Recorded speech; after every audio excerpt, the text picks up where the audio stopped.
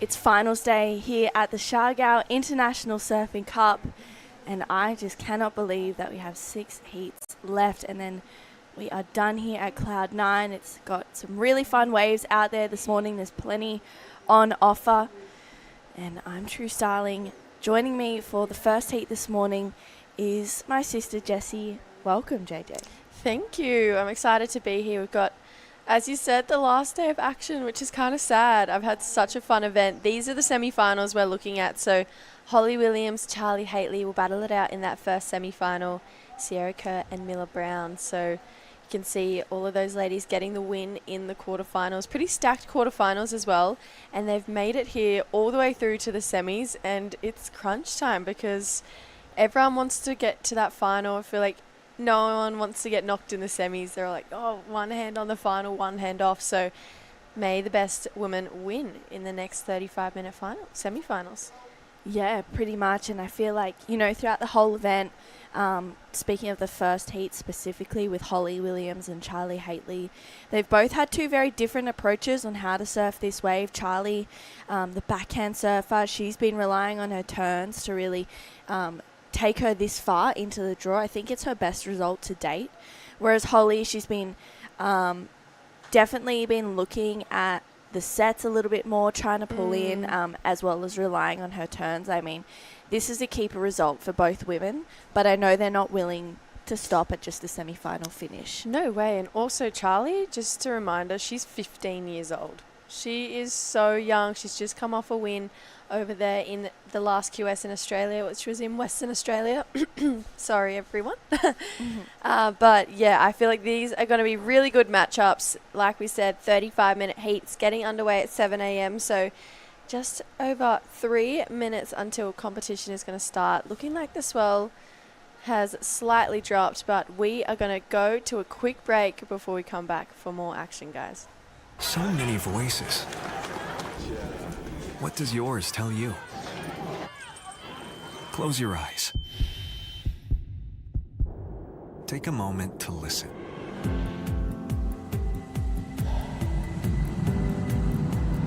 What do you want to feel?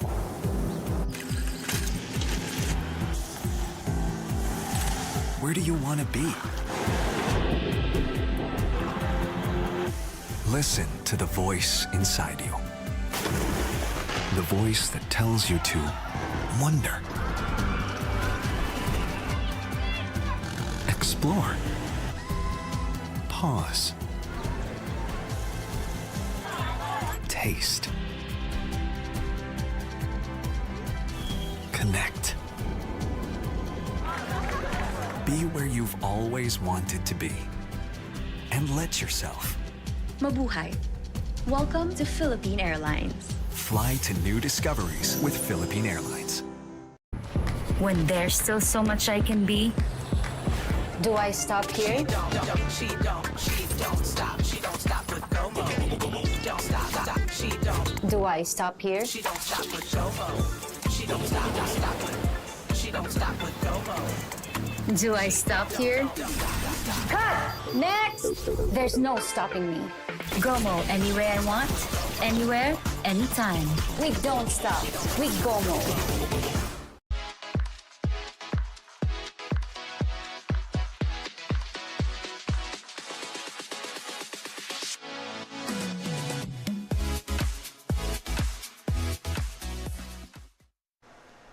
Welcome back to the Siargao International Surfing Cup, and Jessie and I are super excited to be starting this morning. Holly Williams from Australia, the Sunshine Coast, will be wearing the red, and Charlie Haitley, also from Australia, down in Burleigh Heads on the Gold Coast, she'll be wearing the blue.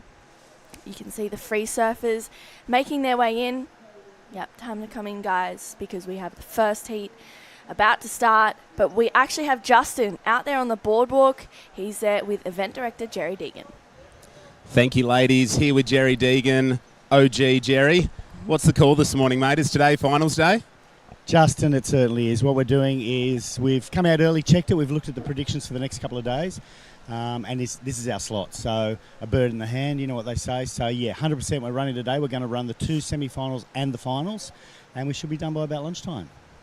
Amazing. Light wind, still some swell on offer out there? Yeah, I saw some 4-foot sets earlier. The wind's sort of pushing a bit north, which I guess is an ultimate, but it's going to turn northeast and it's just going to turn to crap. So hopefully we can survive until the final.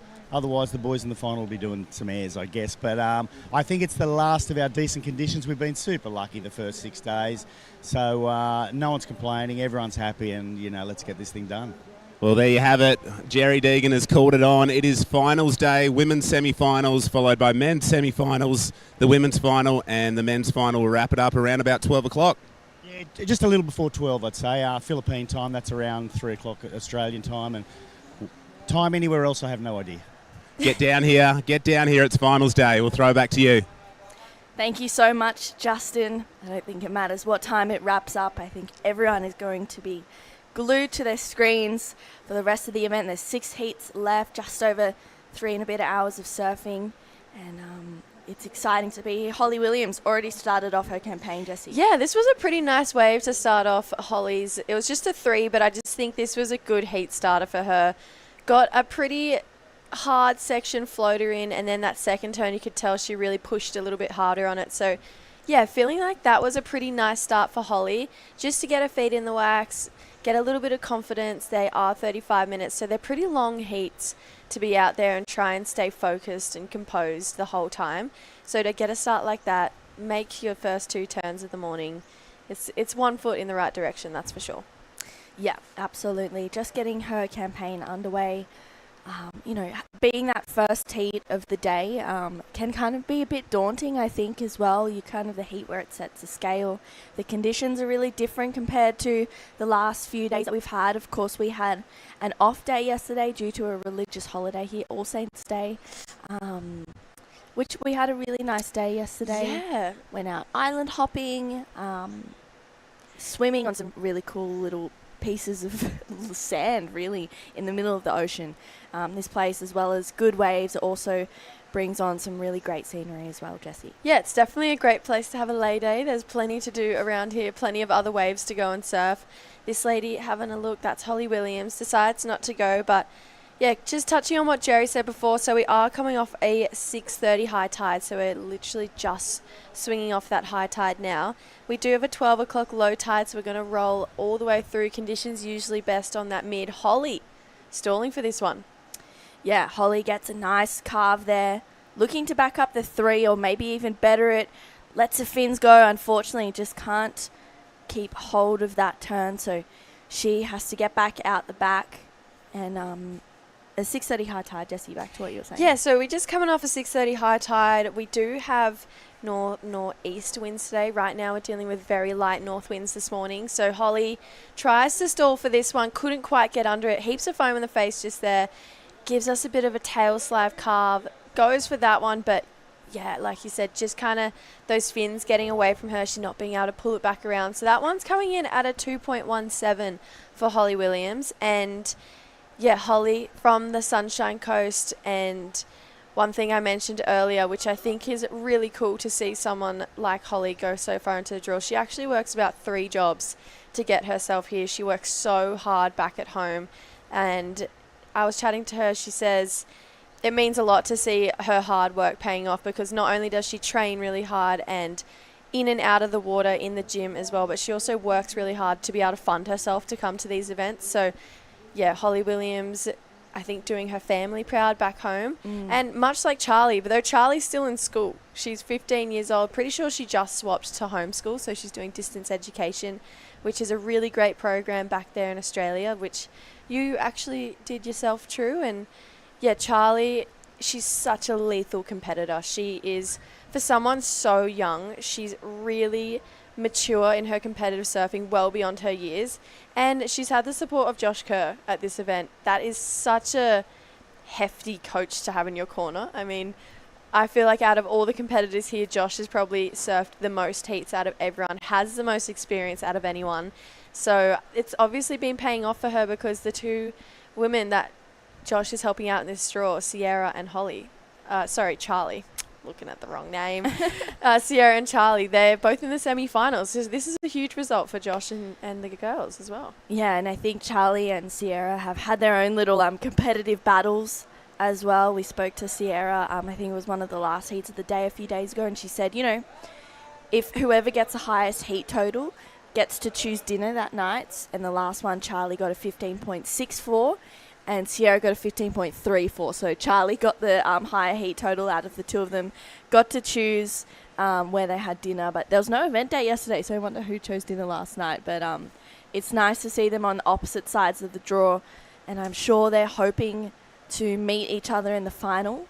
But right now, Charlie has the likes of Holly Williams to get her through this one. Of course, 35-minute semi-finals, so they're going to be exciting to watch. Long semi-finals, and then we'll also do 35-minute finals as well, Jessie. Yeah, and these ladies getting used to those two-man heats as well through the quarterfinals. And chatting to Holly after her quarter, she said it's actually easier to get lost out there with just one other person. It's kind of like surfing snapper, I'd say, when you go from surfing snapper with 100 people out to then surfing it with 3 people to then one other person. It's actually a lot harder than you think. You do base yourself off the rest of the other competitors. So yeah, Holly just mentioning to me after her quarters that she got more lost out there having less people. So hopefully she's really found her lineups right now, found her bearing. She does have the only 2 scores in this heat so far. It's a 3 and a 217. Love to say in the next 28 minutes they're probably going to be well gone. With it, just the level of talent from both these surfers, and Holly, she's looking very determined, but Charlie, she's so good. She's just such a quiet achiever. You never really know what she's going to pull out of the bag, and definitely one of the strongest goofy footers in this draw. Actually, the sole goofy footer left. So for all the goofy footers out here, Charlie Haitley, she's trying to get it done for you.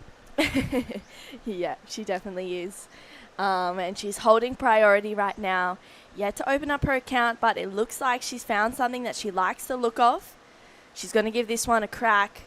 Charlie Haitley paddles into her first wave of the semi-final, and she kicks out of that one. Doesn't like the look of the rest of that wave. So Holly having a look at this set, but she goes, yeah, no, I'm going to hang on to priority for a little bit longer. And maybe this one might be a wave that she likes. We'll see with 27 minutes to go.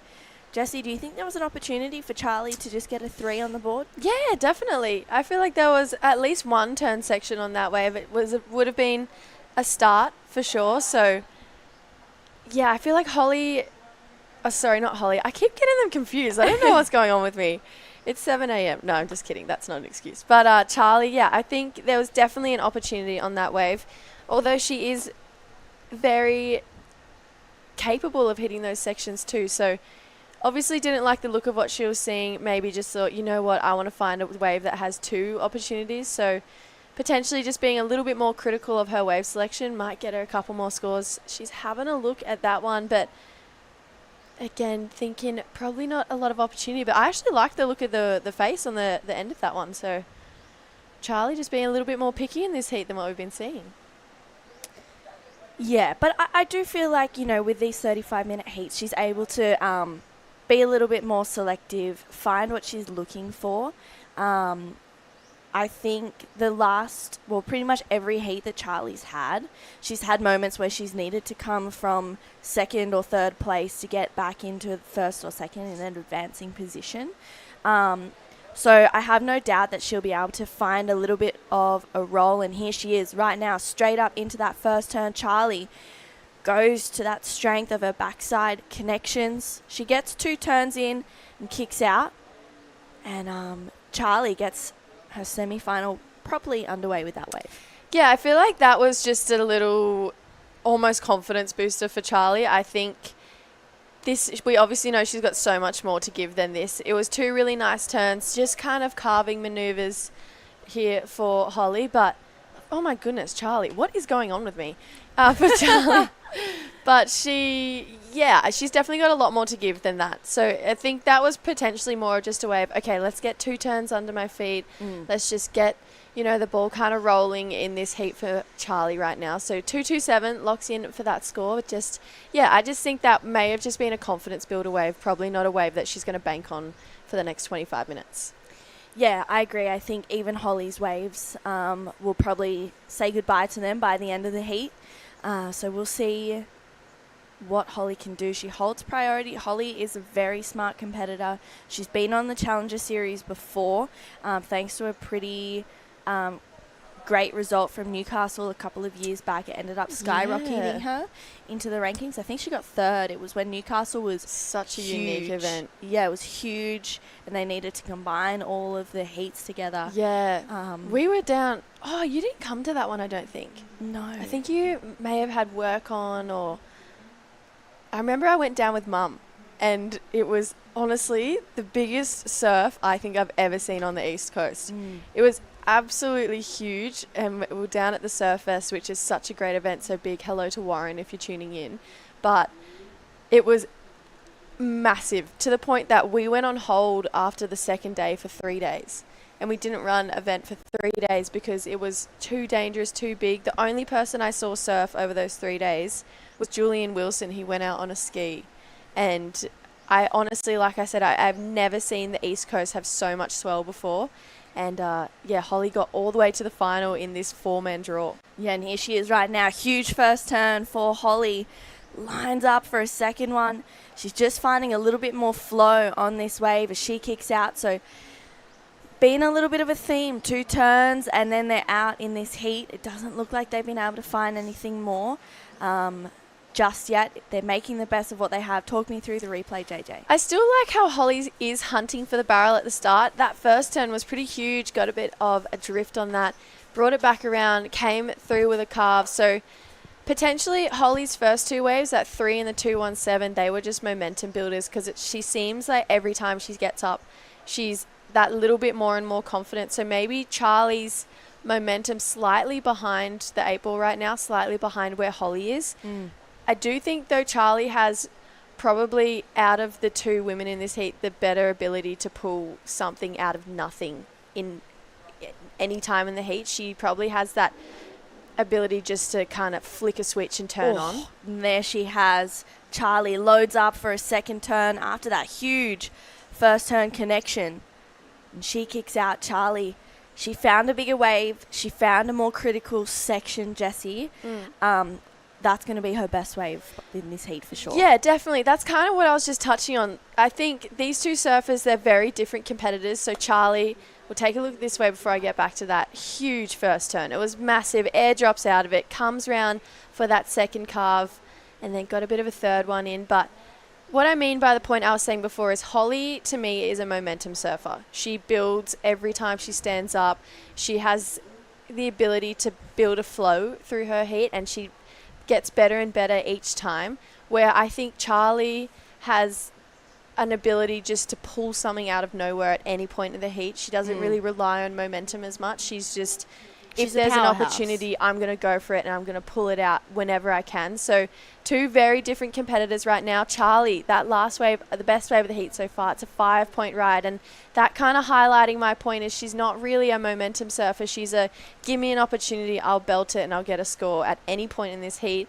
Where I do think Holly is a competitor who catches more waves and builds and builds and builds every time she stands up. So you can see though, Holly has built every single time she's took off on a wave. She's added to her score every single time. Charlie, what is going on? Charlie. Deep breaths. She We're just too pulled excited. a 5 out of absolutely nowhere just then. Yeah. So, yeah, that last little exchange kind of highlighting the 2 different competitive approaches right now. Yeah, I agree. And I think, to touch on that a little bit more, Charlie is a powerhouse. She's strong. She's such a back-footed surfer, and her backhand is especially great. She has a very good forehand as well, which we'll get glimpses of in the next event in Taiwan. And Holly, she just, like you said, finds a flow, finds a momentum as she kind of goes through heats. There's 20 minutes to go, so, we've already had 15 minutes down. It's 35-minute heats today. There is still so much surfing to do in this heat.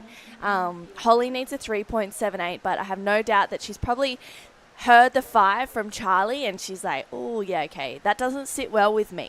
I don't like the fact that she has the best wave of the heat, and I feel like Holly will once again just start to find some momentum and get a better looking wave. And I think to do that, she needs to find one that offers two good sections, or like at least one big critical section, like we saw Charlie's last wave.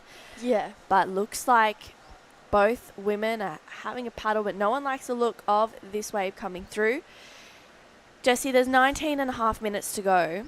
What are you doing if you're Charlie right now? You have the lead in a 5, which is the best wave of the heat.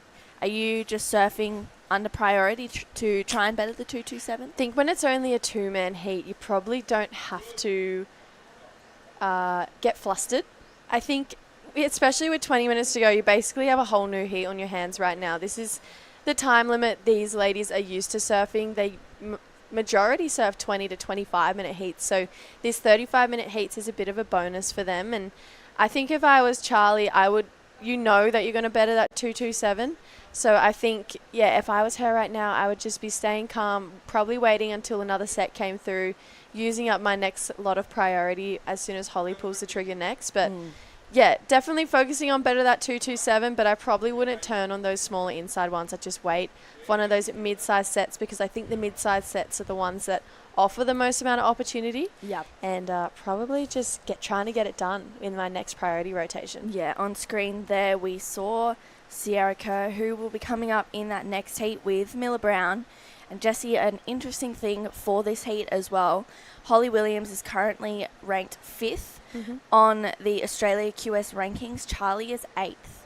So they're 3 spots. There's literally less than 500 points separating them. So this is a pretty huge heat points-wise as well.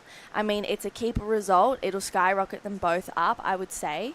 But for Holly, I would dare say that she wants to make this heat to get the jump on the 15-year-old Charlie Haitley. And Sierra Kerr, who is coming up in that next heat, she's also sitting in 7th. So for 3 of the 4 competitors, excluding Miller Brown right now, just for the sake of the argument, but for 3 of the 4 competitors in the semi-finals, this result is huge points-wise because they are so far up the rankings. Whereas Miller Brown, she had a first-round knockout in Crui, didn't go to NIAS. This is going to just leapfrog her above so many of the competitors to just get her up into, I'd say, that top 10 kind of realm. But for the Australian women, for the QS Challenger Series, will take top 4 plus a wild card as well. So top 4 on the Oz QS goes to the Challenger Series, and that's what these women are fighting for, and that's what this 5,000 is going to allow. You can see Miller Brown on screen there. She's getting ready, literally shoulder to shoulder. That is Sierra Kerr's Rashi. So they're getting ready. Miller just reassessing her board situation, just making sure that she's got everything locked in there, that there's no drag. But Matt Granger is here supporting all of the Northern Beaches locals for the whole event. Matt Granger, we know him as Werris. Yeah. He's a really cool asset to have for the Northern Beaches community. He's been in the surf industry for so long, runs one of the most successful surf schools in the country of Australia, Manly Surf School, and he's a massive part of just surfing on the Northern Beaches. He competed for a long time himself, has 2 pretty talented kids who surf as well. I believe they could be away with a surf magazine at the moment in a pretty cool country. So, I think Matt was supporting both Isabella and Erin Brooks at the Narrabeen Challenger Series this year as well. Yeah, well, he got Isabella to a win. Yeah, exactly. So, and Erin got to a second. Yeah, wow. Great stats for Werris. That's a perfect result. 10 out of 10 for Werris for the Narrabeen Challenger Series earlier in the year. But yeah, the coming here supporting the Northern Beaches locals, Miller being the last one standing is a pretty cool testament to Werris. He's a really enthusiastic coach as well. He's got the most amount of energy out of maybe anyone I know. He's the hype-up king. Yeah, he's so much energy. It's out of this world. But that's where his coaching strategy, his coaching skills comes in, because like you said, Tree, he's the hype-up king. He's always ready to go. If you want to surf at dark, he'll be like, yep, I'll be out there with you. He's just always on, always just ready to help you win, and I think that's a really cool attribute that this Northern Beaches team has, to have a coach like Matt Granger there. So we'll see what kind of pointers he gives Miller going into this semi-final. She does have a pretty hard task of Sierra Kerr, so that next one is going to be a great one. And also to note, Holly Williams, the only competitor that is not a junior in these semi-finals. Yeah, Holly's 22, 23, I'd say. She's about my age. And yeah, she's got the experience here. She is using priority, flying down the line, needs to make the most of this wave, but unfortunately, I think she was hunting for a barrel, and that one just didn't quite do it. So she'll get back out the back. There's 14 minutes to go in this heat. It's been a little bit slow for the last 5-6 minutes. You can see there Sierra and Josh keeping an eye on the ocean, probably watching Charlie as well, supporting her. Nice connection there for Charlie, but you could see maybe a bit of frustration. She goes, that's not going to offer much more. I've just given my priority back to Holly for a wave that probably isn't going to better the 227. It was a mistake from Holly, and it was a moment where Charlie probably really could have capitalised just then, but there was a mistake there from Charlie as well. So I feel like that was almost lucky for Holly in that sense that Charlie didn't capitalise, because then Holly was going to be looking for more. So now that 378 requirement isn't going to change for Holly Williams. So she's back out there with priority. Bit of a momentum change in these next 13 minutes, because Holly right now has another chance. She doesn't have Charlie Haitley, looking to pull the trigger on the next best wave. So Holly Williams playing a smart game right now. If she can find herself a 5, this is going to be a really tight matchup for the next 12 minutes 50. Yeah, and Holly can hear that she needs a 378, right? Mm-hmm. But I feel like in her head she's going, I need to at least get a 5 or a 5.5. I think she's definitely wanting to find the best wave of the heat, because that's just going to apply more pressure to Charlie. And that's what this is all about, right? You're surfing heats and you're wanting to obviously win and compete well. But to do that, you have to apply pressure to your fellow competitor out there. She needs to match Charlie's best wave, and then if not better it, so that she can still feel in this heat. Because if she only gets a 378, Charlie's only going to be looking for a really small score. So if she can match Charlie's and then better it, it's definitely going to make Charlie's life a hell of a lot harder for this next 12 minutes. So potentially a really great opportunity here for Holly. It is going to come down to a bit of decision-making skills. She's going to need to find herself on one of the best waves that we've seen come through. You can tell there is still a little bit of morning sickness out there. Just a couple of those waves hitting a bit of lump and bump, a couple double faces when it does get to that inside section. But I think the women out here have done a really great job of identifying what the best waves are this morning and just attacking those sections that come towards them. So Charlie looking to back up the 5 with something more than a 227 to make Holly's life harder, but Holly right now with an opportunity to match that 5 of Charlie Haitley. Yeah, and I feel like as well, Jessie, on a day like today, priority is going to be pretty important. If you find yourself with priority and the best wave of the heat comes through, more often than not, you're going to get a pretty good score and have a pretty great opportunity to kind of find yourself in that final position. So I think Holly, she just needs to be patient right now. Find one of those waves. She has 11 minutes, so there's time for her to really to get that. And she seems composed when she's up and surfing too. She's having a strong look at this one. Holly Williams up and riding. It's a bigger looking wave. Straight up. Oh, huge first connection for Holly. She needs to get a second one in, which she will. Gets a nice snap in there as well, and Holly kicks out. So 2 more critical turns for Holly Williams. She needs a 3.78. I think she'll get it, Jessie. Yeah, I think she'll get the 378. There's Miller Brown on your screen getting ready for her next heat.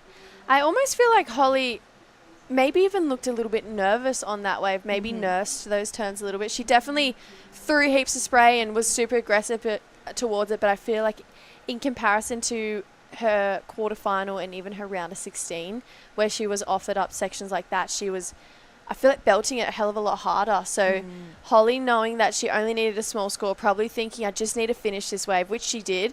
And I think it's going to come in as a great score. But yeah, I think Holly, I feel like maybe ever so slightly just looking a little bit nervous on that wave. I only say this because I know her so well and she is a friend. But yeah, I just think she can hit it a lot harder than what we just saw. All right, here we go. Live action. Charlie Haitley up and riding on this one. Gets a huge connection in there for Charlie. She's not holding anything back, but unfortunately pushes too hard. So Charlie needs to regroup. She's probably seen a fair bit of spray come off the back of Holly's last wave and thought, okay, maybe I need to get a wave quickly. I don't know. I feel like Charlie maybe could have waited for a little bit there, but that first turn that she got in was a really strong connection. Scores are starting to filter on in for that last wave of Holly Williams. It looks like it'll change the situation. It does. A 4.4 for Holly. You can see Sierra Kerr making her way out. Couple spins. A few spins on the boardwalk, just getting herself prepared. And I'm excited to see this next heat, actually. It's going to be a battle of the juniors, but the replay, Jessie, of this wave of Holly. Yeah, so there's that first turn. This is what I mean. So I feel like she's nursing them because she was turning slightly under the lip. And Holly in those heats before, when she was getting the 6.5, she was getting the 5, she was pushing above the lip. So she got the score she needed. It's a 4.4. She did get pretty close to matching that 5 of Charlie Haitley, but I just feel like when we saw her getting those 6.5s, she was really taking it to those steep sections, really pushing the limits on her turns. So that's the only thing that makes me think potentially she was nursing them, looking for that 3.28 that she needed. She gets it. But Charlie Haitley gets a 4.27 off the back of this one big turn. Just absolutely jams it in the pocket. She comes up here for the second one. You could tell by the bottom turn she probably didn't have enough speed going into that second section because it had a lot of ridges on it. And it had that weird double up section at the end that you're going to need a lot of speed to kind of project out and over it. So she got hung up, but the judges loving that first turn. It was a lot of power, a lot of aggression behind it on a set wave and a pretty meaty section. It's a 4.27. She goes back to the lead. Now Holly Williams with priority, looking for a 4.88. Hey, Miller. That's a little wave. But yeah, I feel like this heat is going back and forth right now. Yeah, it really is. And you could even see the difference in approach compared to Charlie and Holly's wave. Charlie looked freer, looked more, just a bit more aggressive. And you could tell Holly, she's probably hearing that she needed a score, wanted to safety surf it a little bit. I mean, she did well. She got the score, but it's just that more aggressive and kind of easygoing approach from Charlie.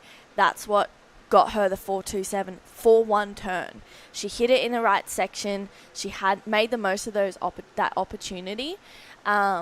And that's exactly the powerhouse kind of surfing we're talking about from Charlie. Yeah, I couldn't agree more. I think that is the attitude you kind of have to go out here with. It's belt it or nothing. You know, belt it, and if I fall, all good. At least I went for it. I don't think you can get through to finals and then win finals by safety surfing or just trying to make up the numbers. I think you have to go out here, leave it all on the line, and if you still don't get it by leaving it all on the line, it just wasn't meant to be. But at least if you gave it your 110, you know, you can be proud of yourself. You can walk away saying, I gave it my all. And 9 times out of 10, when you do give it your 110%, you're going to make it through. Yeah, I agree. And I just feel like in quarterfinals, semifinals, you can't leave anything in the tank. No. You know, these are results where it's important points-wise, it's important confidence-wise, because we're going straight back into another QS 5000 in literally like a week. Mm-hmm. You know, so confidence and momentums-wise, it's just good for kind of, you've put in all this work and preparation, and then to get here and see it all pay off, it's such a great feeling. And I feel like especially when you get to semi-finals and finals, you can't leave anything in the tank. You can't safety surf. You're not really able to like make those mistakes that you kind of are able to in those 4-man heats, because you can literally see it more clearly now. Well, to quote Snake Patterson, not at this level, not at this part of the draw. You know, it's the semi-finals. Let's not hope that we get through, hope to make up the numbers. You know, and this is Cloud 9 too. This is one of the best waves in the world. And I feel like not only do you want to get to the finals, but you probably also want to do this wave justice. Yeah. You want to put on a performance, because at the end of the day, surfing is a form of entertainment. You are entertaining people, entertaining the viewers. So Holly Williams, though, up and riding. Nice first turn for Holly. She's flying down the line. That's a little bit better. You can hear she needs a 488, and she's surfing to that. It's a better looking wave, a couple of nice snaps, and then she gets that carve in. So we'll see where that score locks in for Holly. I like that first connection though, Jessie.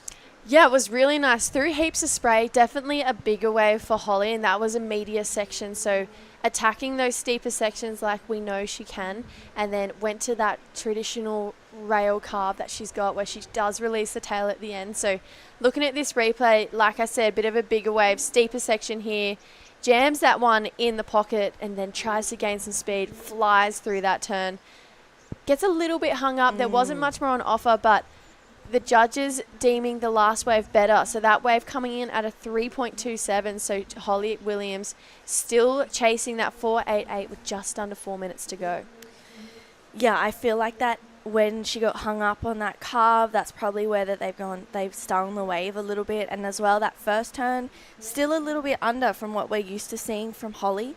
She throws heaps of spray, and sometimes it can be quite deceiving. So I think now with 3.5 minutes to go, Holly's probably like, okay, I need to really go for it on this next wave, because this next wave that she gets might be the last opportunity that she has. Yeah, and also as well, Holly hasn't fallen once in this heat. She hasn't really technically put a foot wrong. She's made every turn she's gone for. She's hit every section that has approached for her. But I think Charlie potentially just hitting them harder. And that is the only point of difference right now. We know Holly can hit them as hard as Charlie can too. And Holly as well has been looking for the barrel on any occasion that it shows. But there's just a bit of couple of ridges up the face that's making that a little bit harder. Holly, though, is so capable of 488. Like I said, we've seen her get 6.5s. We've seen her get a couple 7s in this event. So she's got it in her. She just needs to back herself and just really, no matter where she is, at what part of the wave, just go for it and leave it all on the line and walk away knowing that she left nothing in the tank. She hit every section that came her way, and she definitely has, but she's definitely she's got a lot more push in her than what we're seeing in this semi-final. Charlie Haitley, however, if she can better this 4.27 in the next 2 minutes, we will see her extend her lead, but she has priority. And she plays the defense card very well, Charlie. Yeah, for such a young surfer, she is such a smart competitor. Some people just have it. And Charlie, she's really good at kind of identifying what a wave is going to offer. And I feel like in the next 2 minutes, Charlie is going to look at most waves and be like, do I think that's going to offer a 4.88? Yes or no? Because right now she needs to stop Holly from getting a wave that is going to allow her to get that. And I just think Charlie she's pretty good at identifying that. She reads waves really well. She's able to find the best sections like we've seen in this heat. She's just displayed it so well. And there's a minute 25 to go. And I mean, look at these views. This boardwalk is going to be packed by the end of the day. We do have semi-final number 2 coming up next. Sierra Kerr will take on Miller Brown. And that's going to be an exciting one. The 2 junior surfers going head-to-head. Probably 2 of the most talked about Australian junior surfers as well.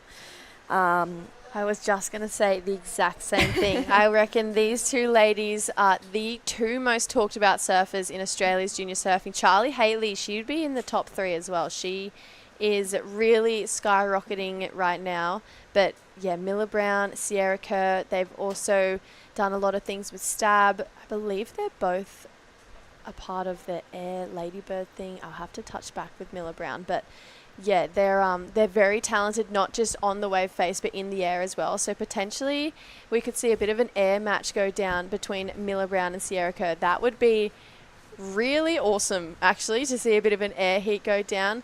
Holly having a look, decides not to go. 20 seconds on the clock. It all comes down to whether Holly Williams can find this 4.88 and whether or not Charlie is even going to let her go. And if I know anything about Charlie Haitley, she's probably not going to let this heat slip through her fingers. Yeah, well, time is ticking by. There's 5 seconds to go in this heat. There might be an opportunity, but the time will just tick away before anyone is able to get on it. So it looks like Charlie Haitley is going to be the first female finalist of the Siargao International Surfing Cup. We will say goodbye to Holly Williams, but she's had a great event so far. Don't go anywhere. We'll be right back with the next heat. Sierra Kerr takes on Miller Brown. It's a battle of the juniors. Stay tuned. Ang pinakamaganda sa life insurance, it makes life easier. Katulad na lamang halimbawa, let's be very honest, Manila Bankers Life, na nariyan in your moment of grief. The best way to show your love is to assure your loved one that I will not only take care of you during your lifetime, but I will take good care of you in this lifetime and beyond.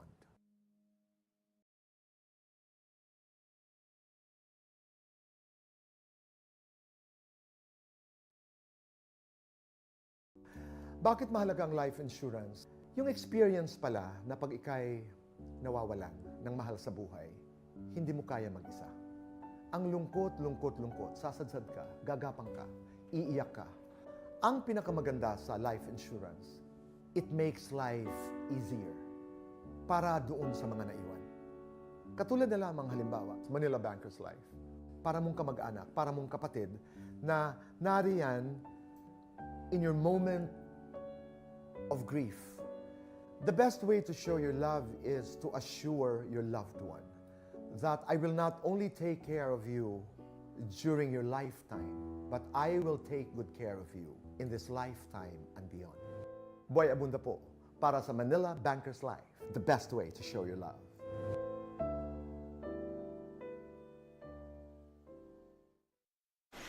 We are back with semi-final heat number 2 of the women, and we're coming back to a broken board. So we're not even 2 minutes into this heat.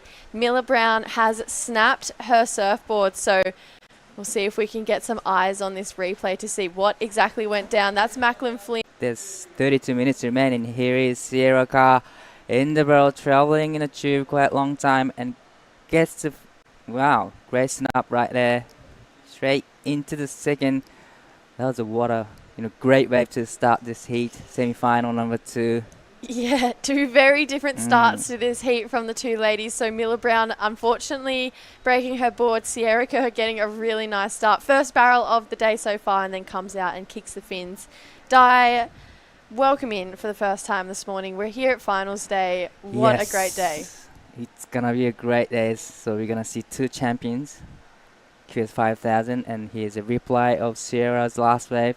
Gets covered, and really love the taunt right there. All 3 fins just flaring. It's great surfing from Sierra, and this is an interesting matchup because, well, here it is. These surfers are still in juniors, and yeah, this is a great matchup. Yeah, both of these ladies, 17 years old, 16 or 17. Pretty sure Miller just turned 17 not too long ago. Sierra, her first wave locking in at a 6.67, so highest wave score we've seen today. Let's watch Miller's replay now. Big first turn, air drops out of it, and then just buries a bit of rail there. So potentially a little bit of frantic energy just there from Miller. I feel like she needs to get out the back, just reset, take a deep breath. Obviously, breaking a board isn't the way you want to start a semi-final, but she's got the talent to match all these waves with Sierra Kerr. And like you said, Di, 2 very talked about juniors right now. What kind of experience have you seen from these ladies before? Where have you heard of them? What have you seen that make their name so big? Well, here's a replay of Sierra Kerr. That's a really great wave. For Sierra, I've seen a lot of clips and videos from social media.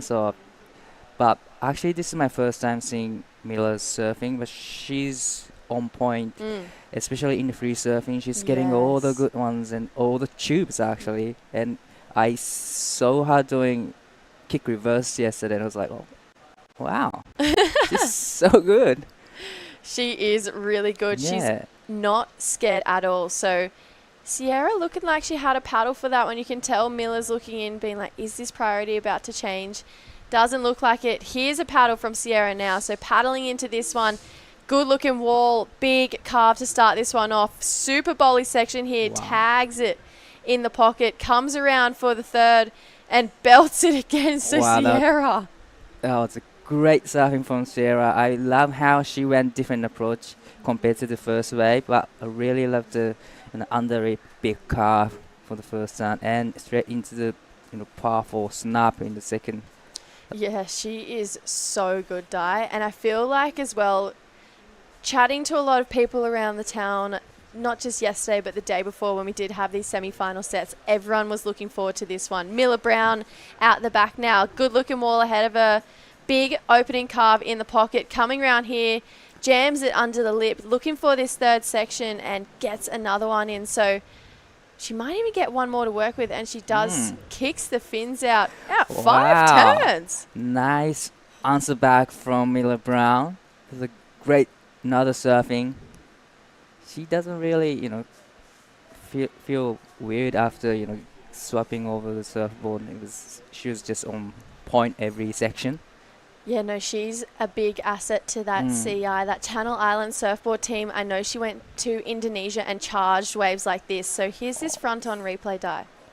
Really love how she went under the rip, throw a lot of sprays. Wow, how's that second? That was great surfing. And gets a couple turns in after this. Wow, she finishes off really nicely right there from Miller Brown. And here's a replay of Sierra's last wave. I really love the second turn here. Wow, that was a huge turn from Sierra. It comes in 7.67. Huge score and very well rewarded for some very great surfing. We'll get back to more action, but we are going to cross over to True, who is on the tower with a very happy Charlie Haley. Thank you, JJ. Yeah, she's very happy indeed. Charlie's never made it past the round of 16 in a QS 5000 before, and now she's done that well and truly into the... Yeah, thank you. It was so tricky out there. Holly's a great surfer, so I'm just stoked I was able to actually get a couple. And your fellow roommate, friend, I guess she's pushing you throughout this whole event, as you heard. She's in the semi-final now. How special would it be to share a final with her? Yeah, so special. She's pushed me so much. I reckon I'm a better surfer because of her. So just to even surf in the heat with her would be crazy. But let's get back to you, Charlie. This is your first QS 5000 final. Are you going to leave everything in the water out there for the next 35 minutes? Yeah, definitely. I just want to go and hit some good turns and just do whatever I can. We've been seeing you relying on your backhand snaps throughout the whole event. Are we going to see you find some tubes in the final? Well, we were trying to, yesterday we went and found a little right. I was trying to practice a bit. Josh was giving me some tips, but we'll see. If it's barreling, if it's not, maybe one. I have no doubt that your family are watching back at home. Is there anything you'd like to say to them? I'm so grateful to them. They were watching me. I feel very supported, and thank you. Awesome. Thanks so much, Charlie. Back to you guys. Thank you, True. Thank you, Charlie. Sierra, straight into more action, up and riding again. Wow. She's looking so switched on right now, Di. Wow. Like every wave, she gets this crazy turns in. But the last of Miller Brown comes in 5.50, which is a great score to keep. What a matchup. 10 minutes in, we saw 6 waves ridden already. There's a non-stop swell here at Crowd 9. Non-stop action here for these ladies. I feel like both of these women are so competitive and they're so good for being so young. Miller, even though a 5.5 is the best, that would actually be the best score in comparison to the last semi-final. She's got a 5.5. I feel like she's actually got to build on that. That she's probably going to have to throw that 5.5 away and almost start again, especially when your competitor has a 7.67 and a 6.67. So Miller, that 5.5, I honestly think that was just a confidence builder for her. That was just a wave where she was like, all right, I'm going to push. I'm just going to shake off that board break, that initial first wave, and get my rhythm in, set my rail in a couple times, and then on the next wave push a lot harder. So Miller Brown, like I said, she went to the Mentawais with the Channel Island surfboard team. got such incredible clips that she was able to make an edit out of it. So she made an edit called Odyssey, released that with Stab and Roxy earlier in this year. And here's another replay of this 5-5 dive. What do you like about it? Really, like, she just kept, momentum throughout this wave. Really love how she put the rail and actually gets the finish right there. Really love how she managed all the turns smoothly. But here is the last wave of Siargao, just quick in and out. I was kind of surprised. Mila is now sitting on 37th on ranking, but this result will be her definitely the best result. Then she's going to jump up the ranking.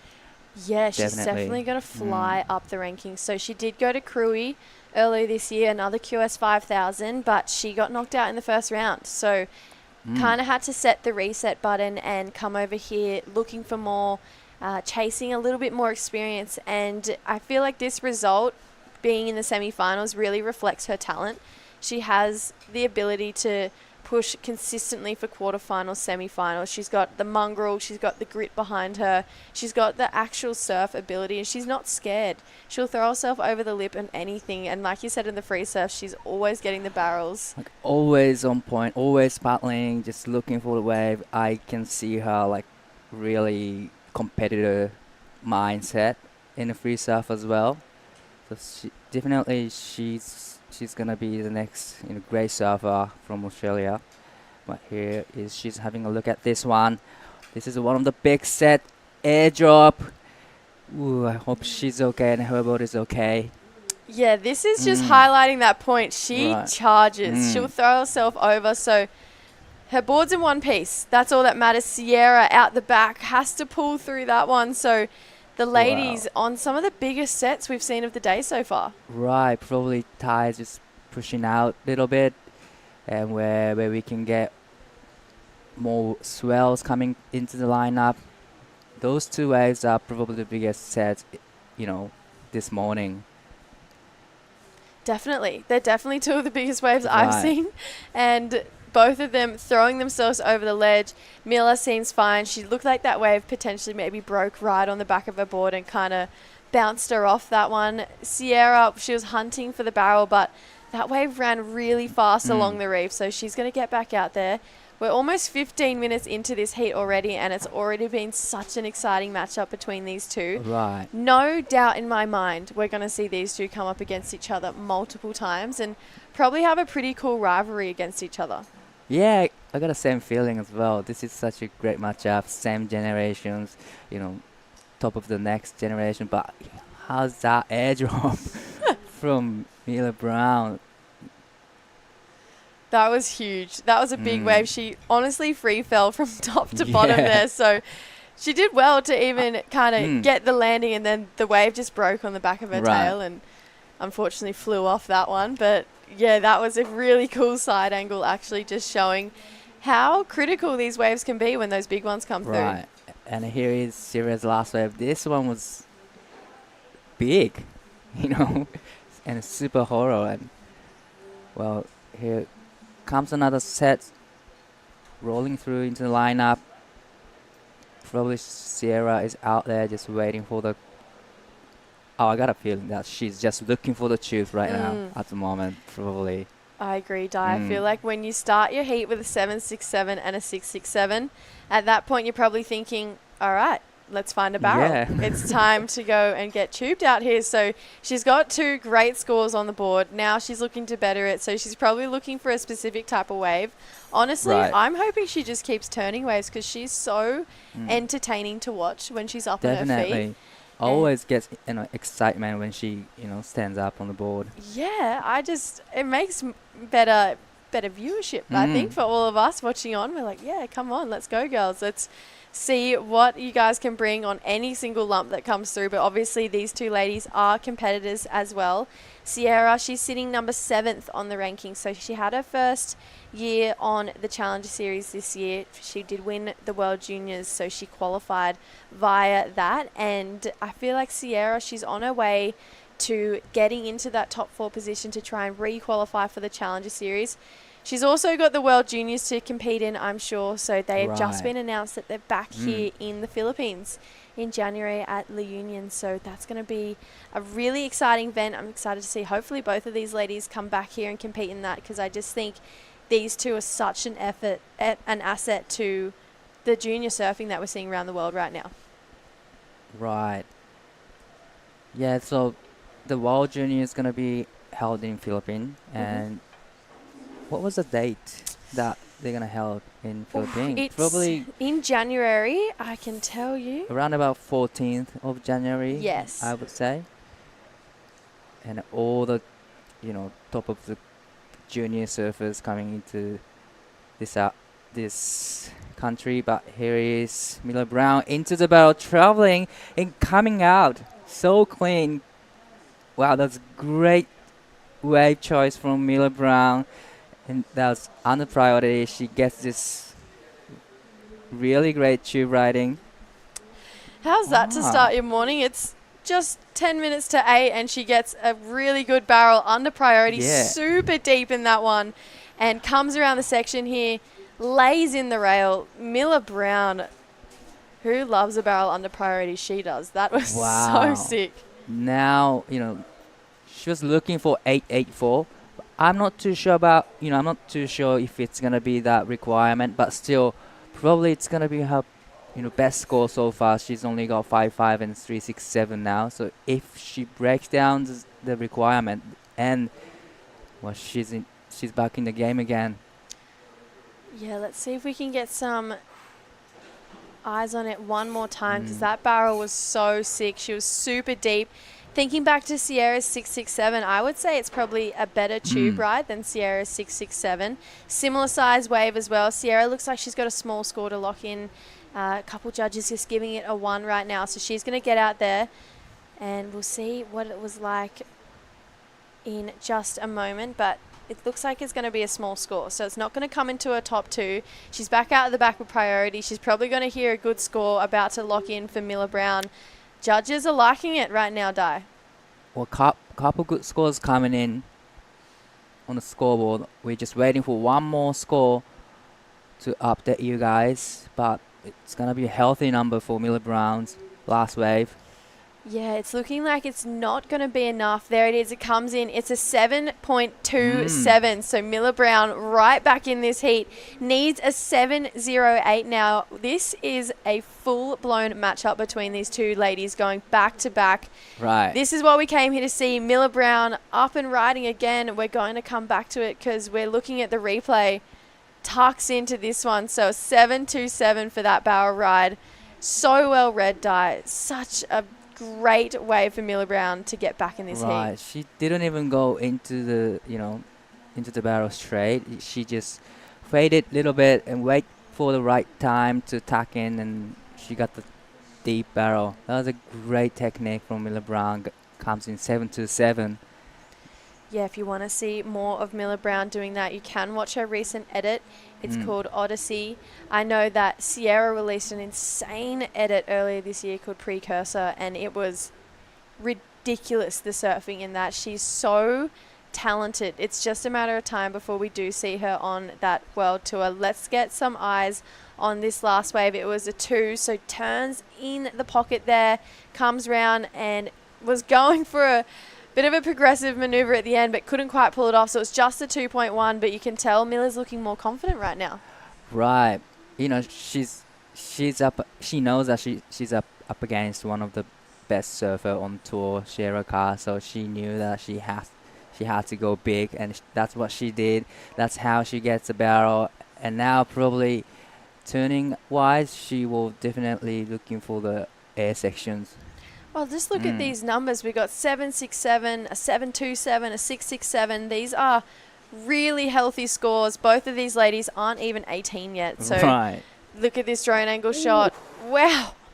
Almost fell on that one. She did well to hold her composure and make that one work. So 7.27 for Miller Brown. She's right back in it. Needs a 7.08, so just has to basically do that again, and she'll find herself in the lead over Sierra Kerr, who I'm sure is probably the favourite going into this one as well. Right. So this is a really great matchup, one that both of these two ladies will remember. I saw them having a bit of a chat out there before, so I would love to know what they were talking about, because maybe just laughing or encouraging each other on, saying that one was sick, or what'd you do on your 767. Both of these girls really good friends as well. Right. When you have a great hit against your, one of the best friends, and you're going for back-to-back, and you get scored, I get scored, the excitement builds up in the water. So I can't wait to see all of them surfing on the next wave. But on screen, this is Tenshi Iwami, the last Japanese athlete in semifinals. He's gonna be up against Oscar Berry from Australia. It's gonna be a great matchup.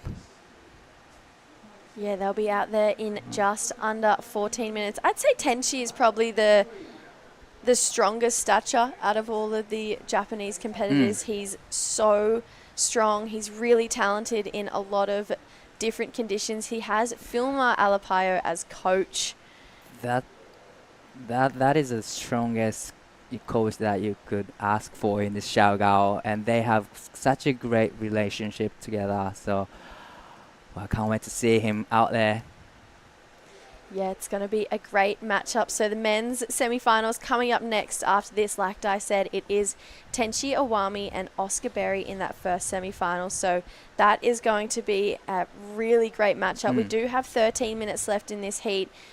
That last wave just still stuck in my mind of Miller Brown, that 727. Now only needs a 708. So this is a great way to round out the women's semi-finals. I feel like this has been a really exciting matchup.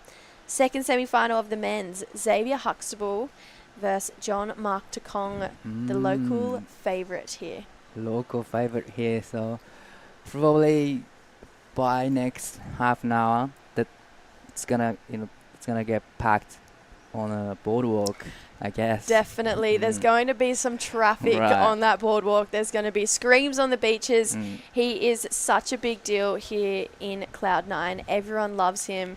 Everyone is so supportive. And the one thing I know about the Philippines is that Philippines support Philippines. They get behind each other like nothing I've ever seen before. So I couldn't agree more, Di. I think that boardwalk, I think the beach, I think the whole area, surfers are probably going to paddle out Quicksilvers the next break over and cheer from the water. So definitely. Yeah, that one's going to be a big semi-final. He's taking on Xavier Huxtable. He has been really informed, though. He's been a very exciting competitor. So that's going to be a great matchup between those two. Marama had a late surfing yesterday, and he actually creased the board again on the same board. So he set 3 creased on the same board in 3 or 4 days. But definitely he went to his ankle to just fix his board. Yeah, we saw him give a shout out to him on the post-heat interview the other day. He was saying, big shout out to my uncle, one of the best shapers on the island here. And he was up until 11, 12 o'clock fixing a board. And right at the end, he said, I'm going to be back because I've got another one to fix now. And it sounds like he probably was back fixing boards last night too. So Marama's uncle getting plenty of work this week just from Marama alone. Yeah. All right, so 11 minutes to go in this heat, Di. Miller Brown clawing her way back in. Now needs a 708. Little bit of a lull right now out here at Cloud9. So these ladies being pretty particular. Sierra Kerr has priority. If you're Sierra right now, Di, and you've heard that Miller Brown just got a 727, what are you thinking? Are you on edge all over again? Definitely thinking about getting choose, especially Sierra. She just wanted to, answer back to the tube riding. So probably I would be, thinking same thing. Okay, the opponent got barrel, then it's my turn. So gotta wait for the right ones. That's exactly what she's doing. You know what? Both of these ladies have an insane air game. Right. I would love to see these girls go to the air and have a bit of a showdown. I'm sure they talked before their heat and was like, let's give them something to watch. Let's give them something to talk about. They both are really competitive and they want to push the level of female surfing. And I definitely think they're doing that, especially by this heat. Right. 25 minutes in, looks like something is out the back. Both of them having a stroke to see what's coming through, but maybe not liking the look of this one right here. So they're going to go over. We'll see if there's anything behind it, but neither looking interested. You know, having a 35-minute seat with your friends is just best thing, and you know, especially you getting 7s and 6s and your friends getting 7s, it's just probably exciting, you know, to be in. Oh, definitely. It would be such a fun experience. Miller Brown up and riding right now. So comes around the corner here, lays in that first carve. Can tell she's trying to fade back, trying to get to that steeper pocket, but that is not going to be the 7.08. So she's just trying to keep some momentum going, try and have a sniff under priority. I don't hate the approach. I think she's been pretty smart in this heat, especially considering she broke her board first wave. I mean, so many people would have been rattled by that and maybe had a bit of head noise for the rest of this heat, but Miller picked it up pretty beautifully. She's doing great. I even almost forget about, you know, she snapped her board in like first minute in. And that's how she's doing, you know, that's how good she's doing now. This wave, she's just having a look at it. Quick in and out, actually. She did one big car, but I don't think it's going to be her best score. No. So, well, like you said, really love how she is, you know, approaching right now. Just trying to get momentum together. Probably because that 7-7 actually she got is under priority. So there's still so many opportunities coming through, the inside ones as well. I feel like if you're Sierra Kerr and you know that your competitor just got a 7-2-7 under priority, you'd probably still feel a little bit uneasy, even with priority, knowing that now Miller only needs a 7.08. So I feel like Sierra really picking the eyes out of the lineup right now, making sure that she doesn't make any wrong decisions or wrong calls by not taking waves, because Miller will take anything she doesn't want to try and get this score. And the fact is, she has such a big bag of tricks that she could pull out at any point in time and get that 7.08, whether it's barrels, turns, airs. And although Sierra started off this heat in an insane way, she does kind of have to be careful in this next 7.5 minutes. Definitely, competitive surfing comes in the last 7 minutes. You gotta play smart, but you wanna be on the one of the good wave, but still, Miller Brown is capable of getting great waves under priority. But in this heat, so many opportunities here, because already 13 waves have been ridden in this heat so far. That's a lot of waves, actually, especially in the heat. Well, we do have 35 minutes heats. That's a long heat, but still 13 waves ridden in one heat is so many.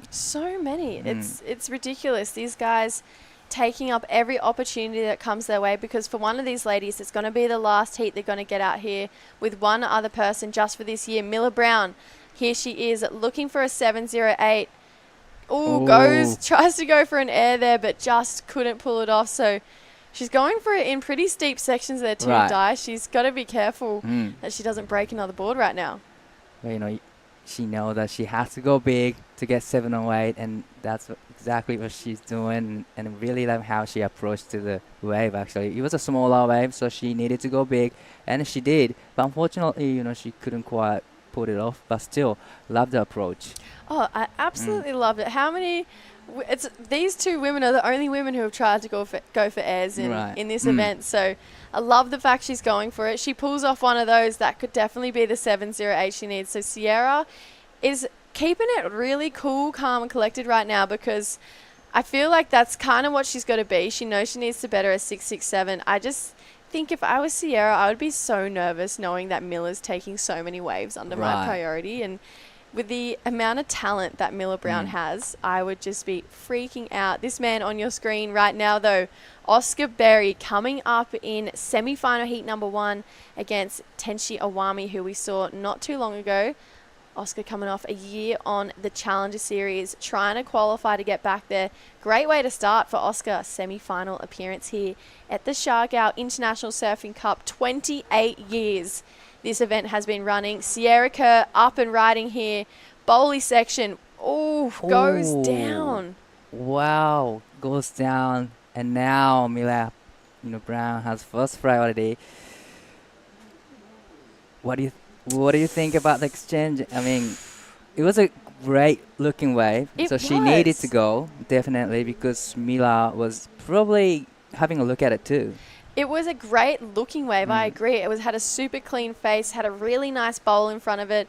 Sierra going for that first turn. Sometimes those waves like that, though, they bottom out a lot more than what you expect.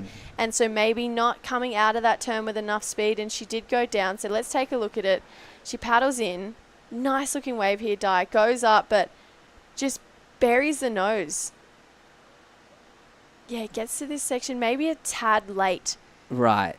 And went down with the lip rather than projecting out over it. So Sierra, nervous times right now. 4 minutes to go. Now your competitor has first priority, needing a smaller score than her highest wave score. It's still a hefty number though, Di. It is still a 7.08. You have to do something pretty great to be getting that score. So I feel like that is probably playing in the back of Sierra's mind, that it has to be a certain type of wave. It needs to be a barrel or an air or two really big turns. But yes, Sierra, maybe a mistake, Di. I would call it mistakes, but probably she was looking for the tube. That's why she was just touched late to the section. But now it's all about Mila Brown. 30 minutes and 30 seconds remaining. But well, I would say there's so many opportunities for Sierra too. There's so many waves coming through the inside, and she is really good at tube riding, but still she can do good turns and great air as well. Yeah. It's a really evenly matched heat, actually. Right. I feel like both of these ladies have a really similar variety, a really similar bag of tricks, the talent that they can pull on at any point in time. So, yeah, I think out of excitement, this has been a really exciting heat to watch, and I cannot wait for the next time that these guys come up against each other again, because I think this is going to be the start of a really healthy rivalry between these two competitors, especially on this QS 5000 stage. Right. They are still, 17 years old. They got a big future ahead of them. They will be competing for the next, 10 or 15 years together. Definitely. This is just one of them, but yeah, this is such a great matchup. I've been enjoying so much. This is just the start. I feel like this is going to be a heat they're going to be able to talk about for many years to come. Sierra saying, remember that semi-final we had at Cloud9? I started well, you finished well. So, yeah, this is going to be one of those heats that these two ladies are going to get to talk about for years to come. And like you've been saying, Di, what a cool experience to have a heat like this with one of your best mates out there and just trying to battle it out for a spot in the final. I know Sierra has a ongoing battle with her roommate Charlie Haitley, who's just made the final. Whoever gets the highest heat score gets to choose dinner, but I feel like if these two could match up in the final, that would be a really cool experience for them, traveling together, then finaling together. So we'll see if the next 1 minute 30, if Sierra can hold on to first place. Mila Brown, if she can have anything to do with it, she'll be taking the next best wave that comes through. Right, the time is ticking. Time is the enemy for Mila Brown right now, but with 1 minute, almost we are approaching 1 minute mark. Is the wave coming? Line up. But this almost could be one, but they're going to be caught inside here, Di. So wow, that's a good looking wave. Yeah, actually. That's unfortunate. So a bit of a positioning error here at the end. That was a good looking wave that was going to come through. Maybe one more opportunity behind this one though. There's a couple more, I think. So fast wave.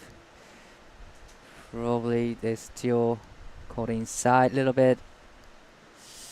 Wow, this is unfortunate. Just being caught out here. So Miller has 30 seconds. She might just need to go this one, but they're going to be caught inside again. So there were opportunities, but unfortunately the ladies were caught too far in the last minute of this heat. Miller now looking at the last one to come through. Needs a 7.08. She's going to have to go here, but decides not to. 10 seconds on the clock. I don't know if there's much more coming, Di. Right. Well, she needs to go this one, but Awesome footage there, just showing these two ladies. They're competitors in the water, but as soon as that hooter goes, they are back to being good friends. So it is going to be Sierra Kerr moving on to the final with Charlie Haitley. Miller Brown, semi-final appearance, but such an epic semi-final to watch. We're going to come back with men's semi-final, Tenchi Iwami taking on Oscar Berry. Stay tuned, we'll be right back.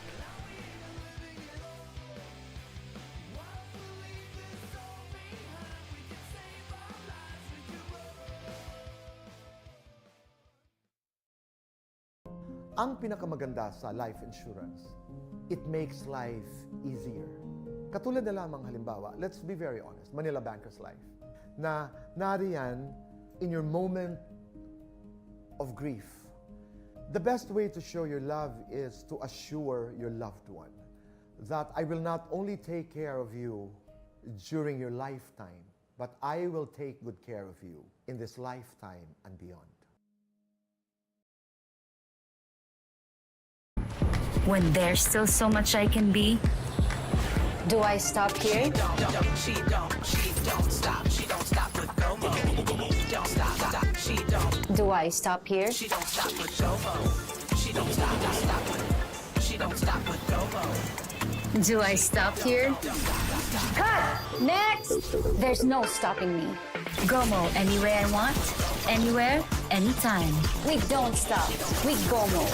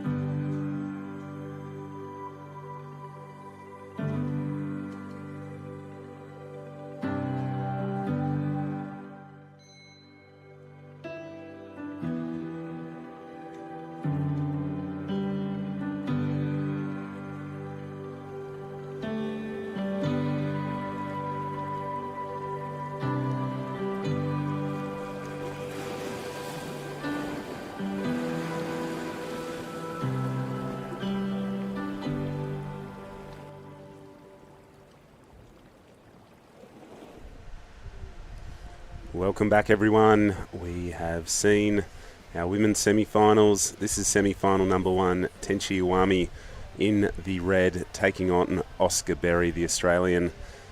We've seen a few minutes pass by here on finals day of the Siargao International Surfing Cup.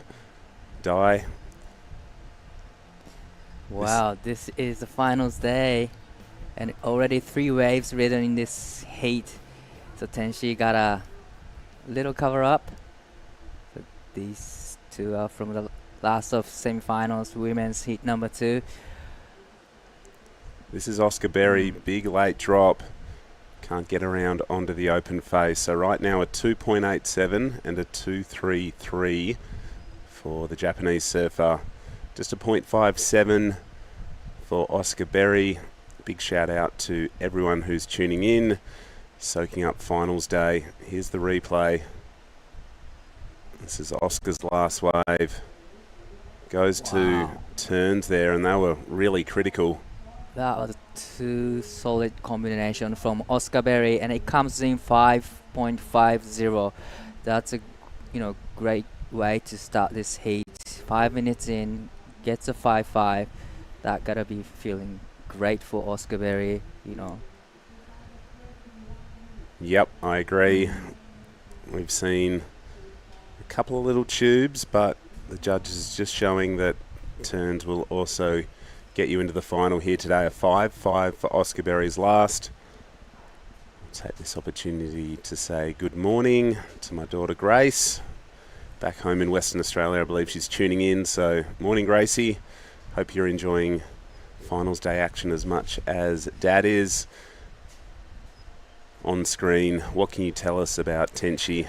Well, Tenshi's being on fire, actually, in competition and in free surfing as well. He's not hustling in the lineup, actually. He's just waiting for the right ones, but he always gets the best wave so far. And, he has a great relationship with Siargao Island. He gave 25 or 30 balls last year. He really loved this place, and he has one of the big local in Kona. Yeah. Filma is his caddy, so and now he's ranked 10th. He's probably doing not so great that result that he was looking for this year, but this is gonna be his best result, and probably he's gonna be in like a rank number 1, in between number 1 and number 3. So this is a really big moment for Tenshi Iwami. Yeah, it's a QS 5000, so the winner takes home 5,000 rankings points. And this co-sanctioned event, so important to make a good start through these Asian events. Obviously these surfers all trying to qualify for the Challenger Series. Just under 29 minutes, and Oscar Berry was a Challenger Series surfer this year. Obviously looking at now to do enough here in Siargao, also in Taiwan next week, to really firm his spot back on there. We do have the sort of situational breakdowns, how many men, how many women qualify from each region. We'll dig up that information, but right now pretty even Stevens. You can see light variable winds on offer at the moment, and with a couple more days up the waiting window, this is definitely the window of best winds that we can see on the forecast. So I wanted to put our surfers out in the cleanest conditions we could, and having a look on the wider peak there was Oscar Berry, currently leading with a 5.50. Tenchi needs just a 3.21 to go up into first. Right now. Waves are slightly smaller than the last couple of days, but still there's, solid 4-foot set coming, rolling through into the lineup. And this is a really important heat, both Oscar Berry and Tenshi Iwami, because Oscar is now sitting 26 on ranking, and he is, like you said, he's trying to be back on the CS Tour. But probably with this result, he's going to jump up the ranking so much. So, yeah, Tenshi as well. This is really great result so far. But, everyone wants to get into the final and gets the win and gets that 5,000 points.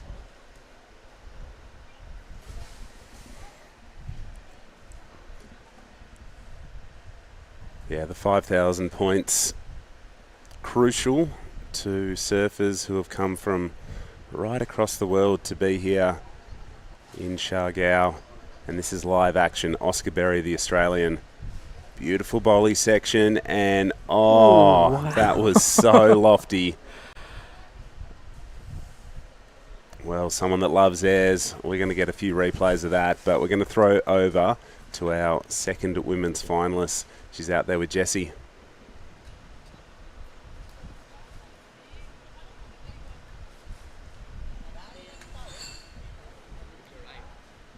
All right, guys, sorry, we had a couple little technical difficulties. We're back now. Sierra, what an incredible heat for you and Miller. Let's talk about that. That is a heat for you two to remember right now. For sure, yeah. We've never had a man-on-man before, and we've been talking about it like this week because we were on the same side of the draw, and we're like, oh, it'd be so fun having a man-on-man heat, just us out there, and then, yeah, we got it, and it was super sick. Let's talk about your stress levels, because you started off the heat so incredibly well. Then Miller got a 727 under your priority. She only needed a 708. Knowing that she could get that score even while you had priority, you got to be kind of stressing out a little bit out there. Yeah, for sure. I've finished all my heats this comp within like the first 12 minutes, and then the last 20 minutes have just been me sitting there and being like, okay, I can finish now. But yeah, I know Mila can get a score on like anything, just doing like a rev or something. So I was like, I had to sit next to her from like 12 minutes on. I would have been hating if I was her, but I was like, I can't let you get any good ones. So yeah. Talk about the final now. You are in the final with your roommate, your travel buddy, Charlie Haitley. I know you guys have had a cool little kind of whoever has the highest heat total gets to choose dinner.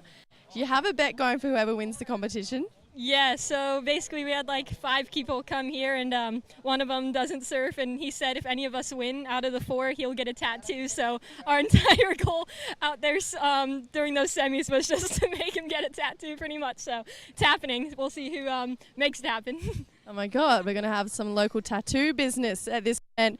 Going into this final, what are your thoughts? Is it still being super switched on? Or are you going to try and have a lot of fun out there? A bit of both. I mean, I want to win, but it's pretty crazy the way it's happened. We've ended up on the opposite side of the draw and both made it to the finals, so I'm going to enjoy it. But yeah, going to try and do my best too. Well, we'll let you go enjoy the men's semi-finals. We will come back to you, hopefully with a win. But best of luck in the final, and we'll chat to you soon. Thank you so much. Awesome. Thanks, guys. Thank you, Jess. Great to hear from Sierra Kerr. And we spoke about it a few days ago. The 2 girls who are travelling together are in the final. That's going to be an exciting matchup between Charlie and Sierra. We've got our men's semi-final number 1 going on right now. Well, we've seen big air from Oscar Berry, but we're still waiting for that score. That was one of the big air in this event so far. Well, I think that's the good thing about Cloud9. Even if it's not tubing like we've seen, obviously some of the most amazing waves happened in the men's quarters and quarters and the round of 16. But the good thing about Cloud9 is that even if it's a little bit smaller, you see that little bit of wind starting to pick up. It provides opportunities like we just saw from Oscar Berry. That was the biggest corked out rotation right in a critical section of the wave. So we will confirm the score as soon as we possibly can.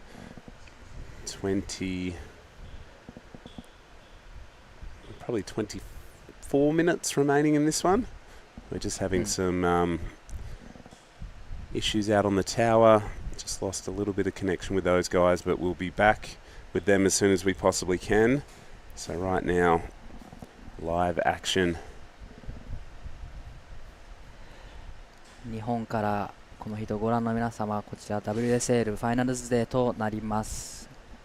日本人選手がクレジットされていますセミファイナルヒートナンバー1レッドに岩見天使選手、現在2位のポジションですが、現在少しパワーが落ちてしまったようでテクニカルイシューが発生しています。さあこちら岩見天使選手、チューブの中に入っていきます。これはしっかりとメイクしていきました。さあ大きなラウンドハウスカットバックをして、どうでしょう、この後セクションが出てくるのか。ここはすぐキックアウトして沖に戻ります。現在テクニカルイシューが起きてスコア等が表示されていませんが、この後表示されてくると思います。現在セミファイナルメンズヒートナンバー2を行っております。That was a really great wave from Tenshi Wami right there. Gets the, he's doing a different approach to Oscar Berry actually.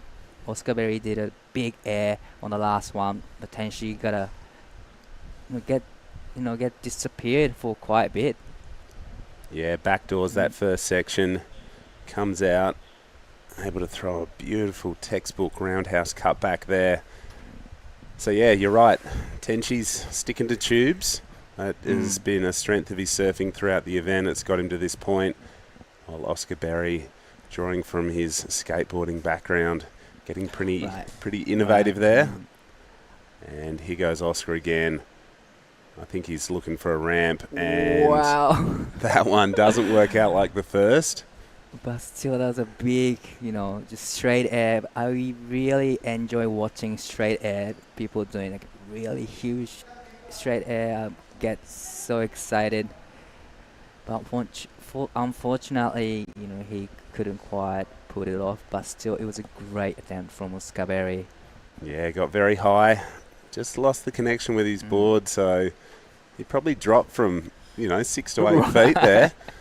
So straight into the bottom. Yeah, so this dropping tide, it's going to take some risk to complete those manoeuvres over the shallow reef here at Cloud 9, but this is the replay. And the section was super hollow and sucky. It was really dangerous part of wave to do such a big air, but you got to go for it to earn the great scores here. This is QS 5000 men's semifinals, heat number 1. Yeah, still some numbers to confirm, but these guys will be doing their absolute best to become a finalist here. Cloud 9, a very iconic location in the Philippines, hosting its biggest ever surfing event right here.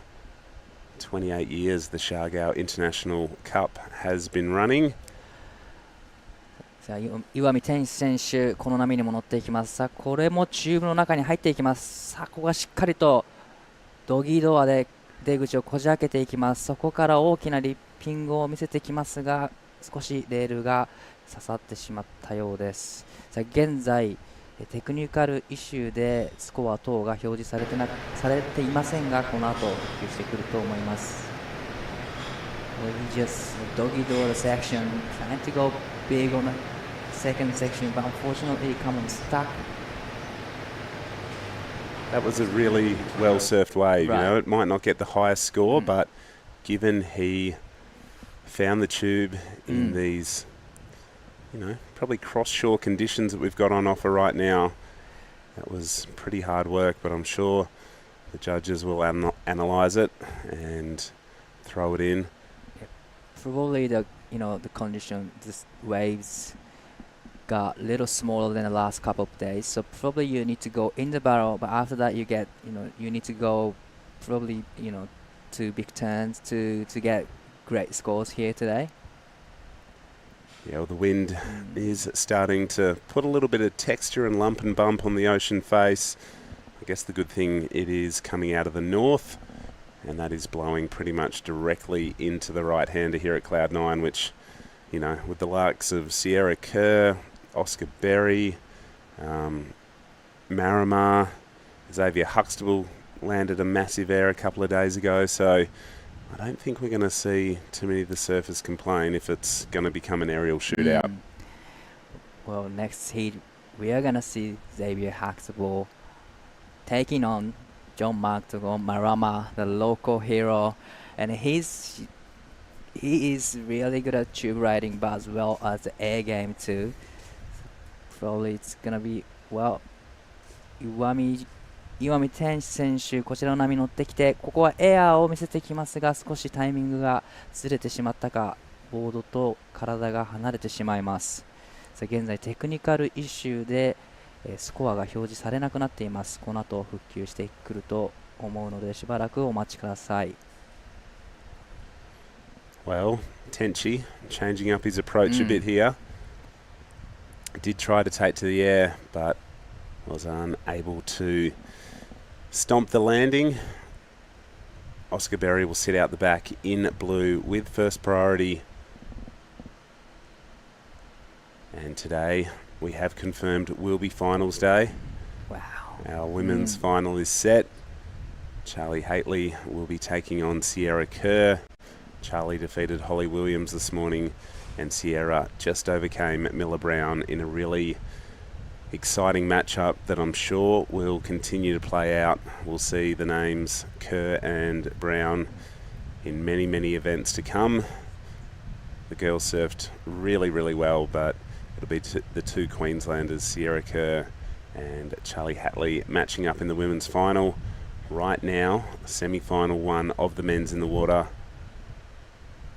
Oscar doesn't like what he sees. Tenchi, late takeoff. 岩見天使選手、この波にレイトテイクオフで乗ってきます。大きなカービングスプレーを大きく上げてきます。そしてこちらがサードターン、これもしっかり決めてきました。さあ素晴らしいコンビネーションを見せてきたのがレッドの岩見天使選手。That's a great combination from Tenshi Iwami. I thought the wave didn't look great No. at the beginning, but he managed to put some big turns in. But here is Oscar Berry looking for the section into the air. Yeah, just looked in two minds.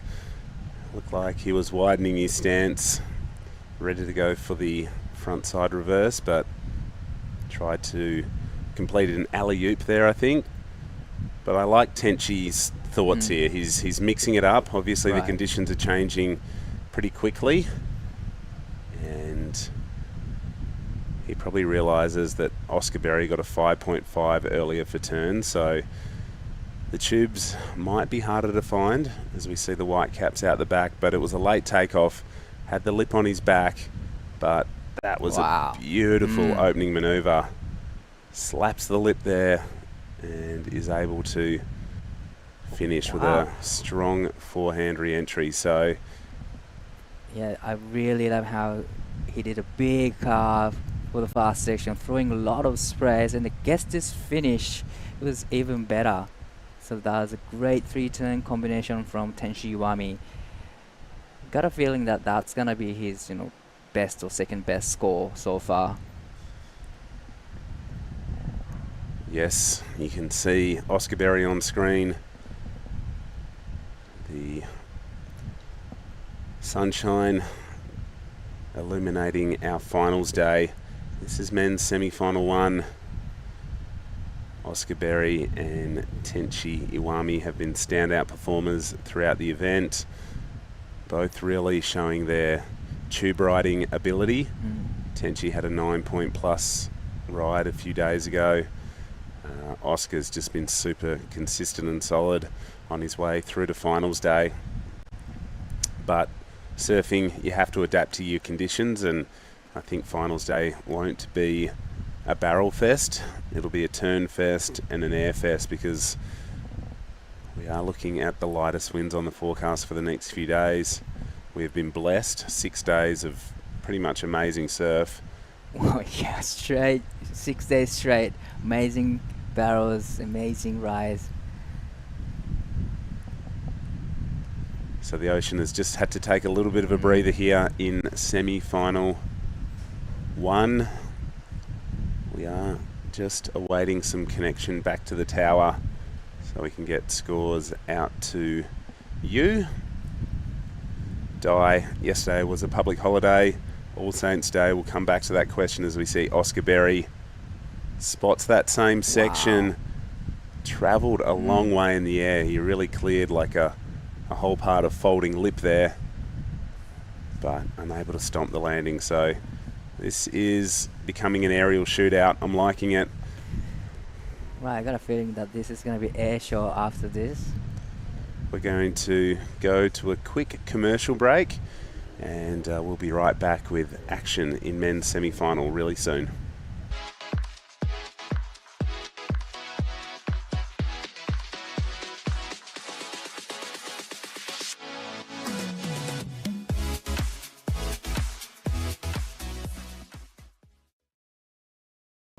Ang pinakamaganda sa life insurance, it makes life easier. Katulad na lamang halimbawa, let's be very honest, Manila Banker's Life, na nariyan in your moment of grief. The best way to show your love is to assure your loved one that I will not only take care of you during your lifetime, but I will take good care of you in this lifetime and beyond.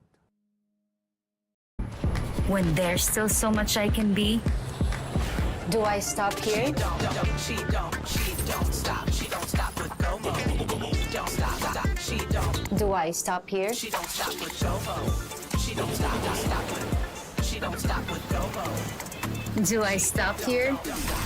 Cut! Next! There's no stopping me. Gomo anywhere I want, anywhere, anytime. We don't stop. We Gomo. Welcome back, everyone.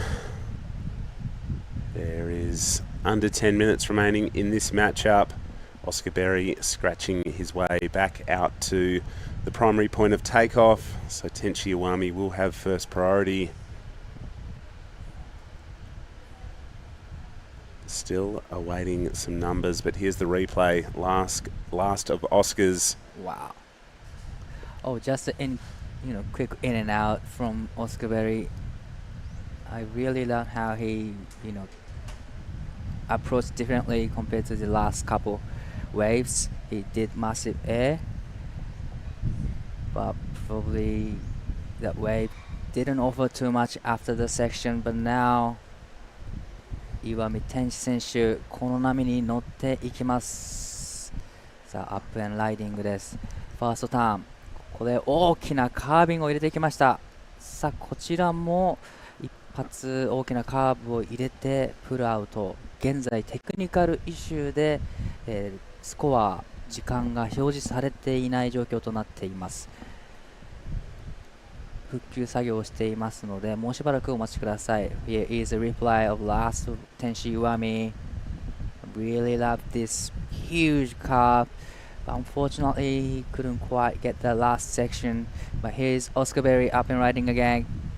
Floats a section, coming into the last section into the air. That was really close to pull it off, but unfortunately he went down. Really love how he float, that two combination. He floats and racing down the line, going to the air. Yeah, I loved it. Really, really good. And the guys just adapting their approach now. This wind has started to fluff out of the northeast direction. But I really love that single turn from Tenchi. It was like he was just replaced his surfboard with a samurai sword, just sliced through that. It was such a powerful maneuver.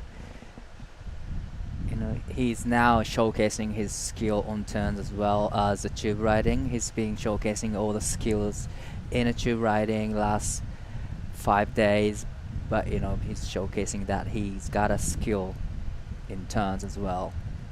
Most definitely. So unfortunately we have just lost connection with the tower. We don't have access to any scores or crucial information at this moment in time, but all I can tell you is that Oscar Berry did open with a 5.50.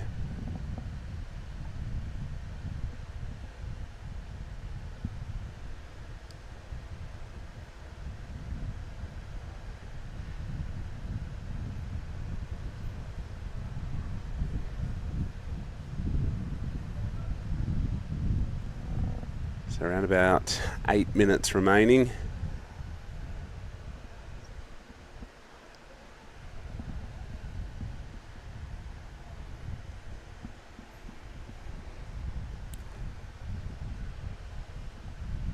Oscar and Tenchi on the move now. Red will have first priority. 岩見天使選手この波にテイクオフしていきます。さあ少し奥からのアプローチになり、これはプルアウトをしていきます。現在テクニカルイシューで時間そしてスコアが表示されていませんが、残り時間がもう間もなく5分になるというところという情報が入ってきました。さ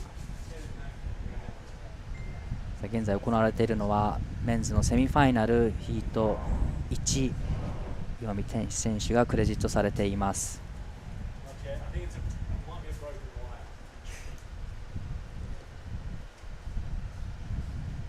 So we are probably approaching the 5-6 minutes mark right now. Surfers are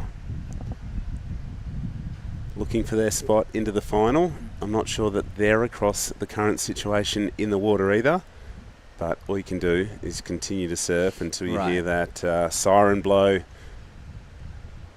No doubt we'll be back online very soon, but dire conditions have changed a lot in the last 30 minutes. Definitely, we get a little bit of onshore wind, probably a cross-shore wind, I would say.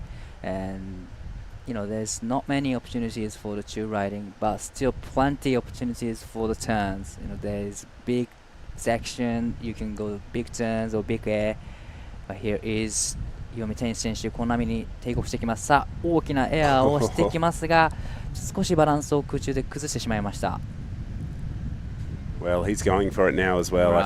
I think he can see, you know, I'm not going to sit around and wait for a big set wave because tubes probably aren't going to be a real factor in this and the final. So, You know, that's when the strong competitive mind comes in. You gotta adjust all the conditions because ocean can change in the 10 minutes or like in 1 second with the wind. So you gotta adjust every situation. But 5 minutes mark, and Oscar Berry is up and riding. That was a big first turn straight into the second. Can he get a finish right here? And he did. That was a great combination from Oscar Berry. We are approaching 5 minutes mark. Yeah, again, Oscar scored a 5.5 earlier for a 2 or 3 turn combination. And this drone angle will really allow us to break this down. You could pretty much see 3 fins on that first turn. Blows the back out again and stomps a solid inside section maneuver. So right now we are sub 5 minutes. The scores we do know.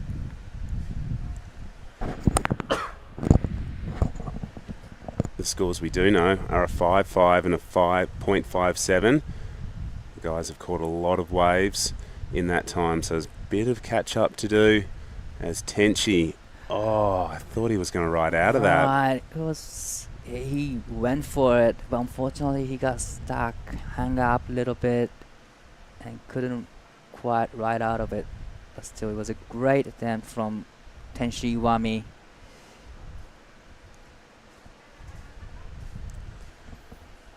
Right now, what does your gut say? Do you think that Blue is leading? Do you think Tenchi's got the advantage? It's sort of hard to tell. Yeah, you know, both of them surfing really, really great in this heat. You know, they just managed adjusting this condition right now. So it's hard to say, but gotta say Oscar's getting like great score because he got big air and the last wave, the 3 combination was probably one of his best score. So, but there's not much difference, I would say. No, I think the only real difference between the 2 competitors right now is the fact that Blue has stomped that big air reverse. Right. Tenchi's found a couple of tubes early in the piece, and his approach has shifted to a bit more of an aerial game. So you can see Oscar Berry very understanding, given he's just come off the Challenger Series, the importance of priority. So he's just shadowing red now. He wants his spot into this QS 5000 final. 残り時間が約3分あたりなのかなといった時間帯になってきましたが、先ほどテクニカルイシューで時間とポイントが表示されていません。そしてこの波にテイクオフしてくるのが岩見天選手。さあ何をしてくるのか。さあここはフローターで前のセクションに出てきます。さあもう一度エアーリバースを試みますが、ここは少し体と板が離れてしまったようです。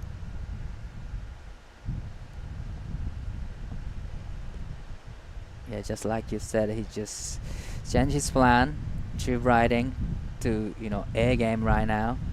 But he can't really quite pull that off yet so far.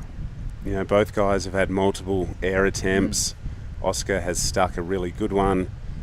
Tenchi unable to ride clean of any of his attempts, so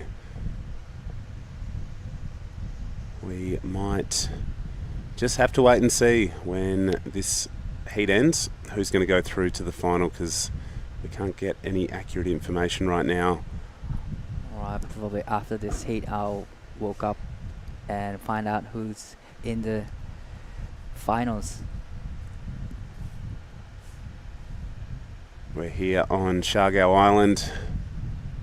This is the Philippines' biggest surfing event, and the Philippines is also set to host the WSL World Junior Championships.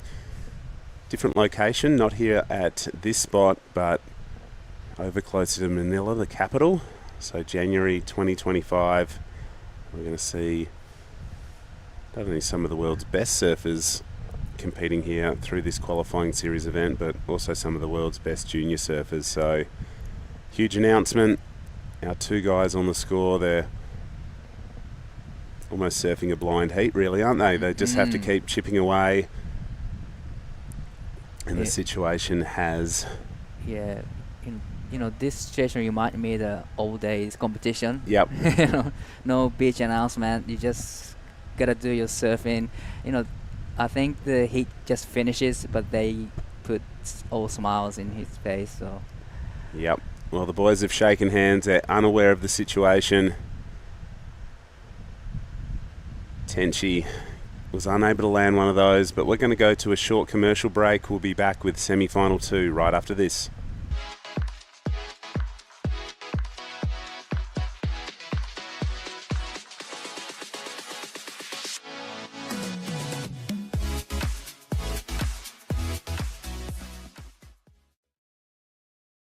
Ang pinakamaganda sa life insurance, it makes life easier.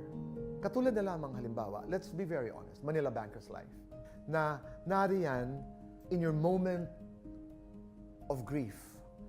The best way to show your love is to assure your loved one that I will not only take care of you during your lifetime, but I will take good care of you in this lifetime and beyond.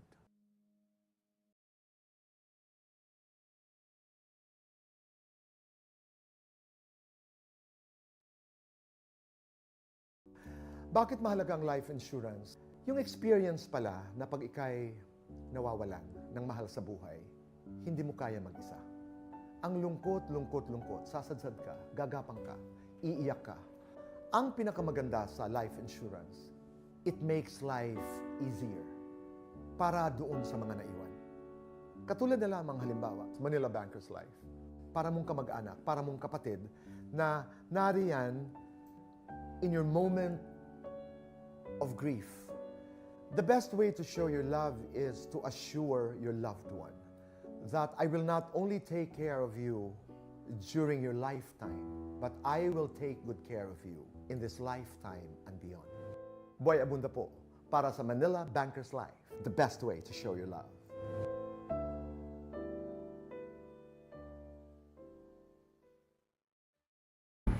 When there's still so much I can be, do I stop here? She don't stop with Gomo. Don't stop, she don't. Do I stop here? She don't stop with Gomo. She don't stop with Gomo. Do I stop here? Cut! Next! There's no stopping me. Gomo anywhere I want, anywhere, anytime. We don't stop. We Gomo.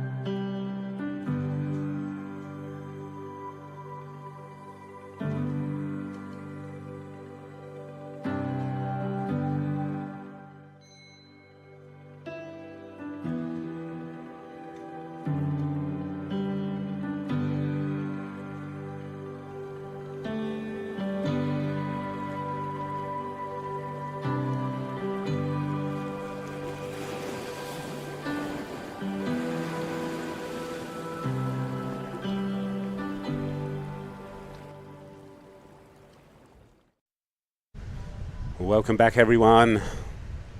Just had a momentary break in the action, but I can tell you semi-final is in the water, featuring Xavier Huxtable and the hometown hero John Mark Takong Marimar.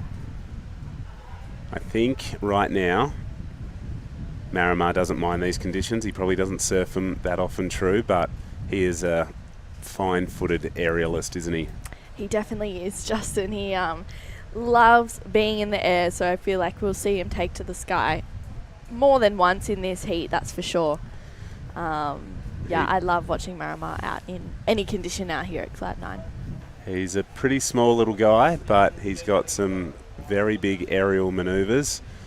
Obviously known for his amazing ability in the tube. I'd say Xavier would be,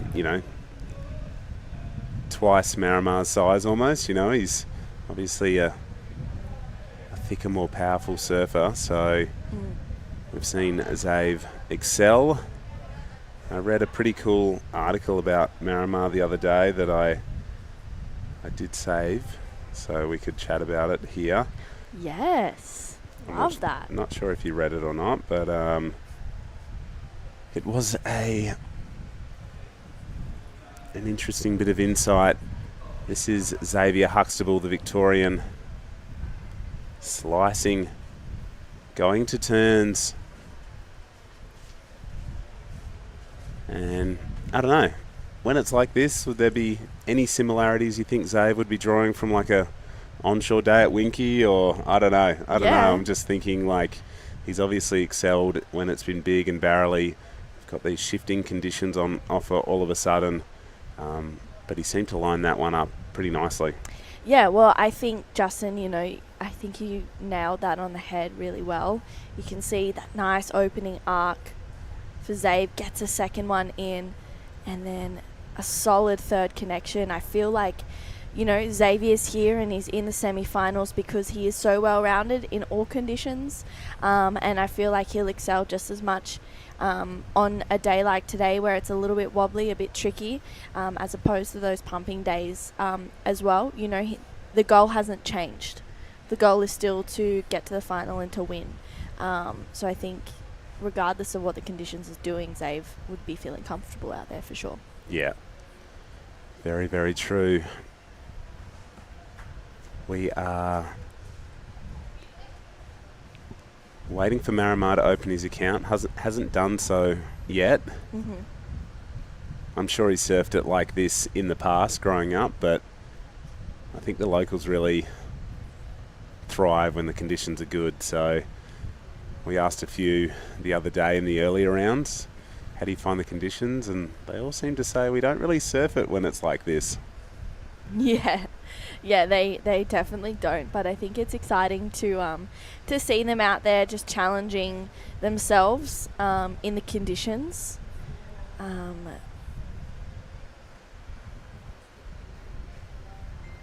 Well, we are going to go to a short commercial break. We're just going to iron out a couple of these creases happening, and we'll be back with semi-final 2 as soon as we can.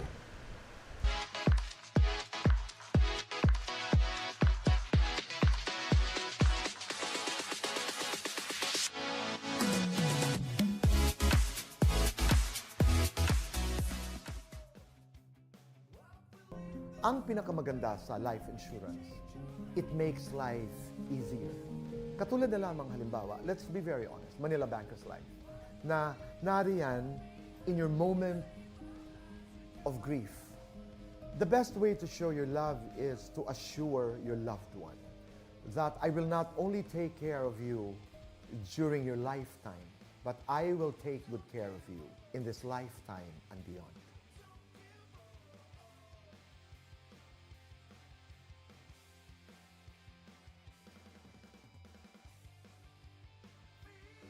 Bakit mahalaga ang life insurance? Yung experience pala na pag ikay nawawalan ng mahal sa buhay, hindi mo kaya mag-isa. Ang lungkot, sasadsad ka, gagapang ka, iiyak ka. Ang pinakamaganda sa life insurance, it makes life easier para doon sa mga naiwan. Katulad na lamang halimbawa, Manila Bankers Life, para mong kamag-anak, para mong kapatid, na nariyan in your moment of grief. The best way to show your love is to assure your loved one that I will not only take care of you during your lifetime, but I will take good care of you in this lifetime and beyond. Boy Abunda po, para sa Manila Bankers Life, the best way to show your love.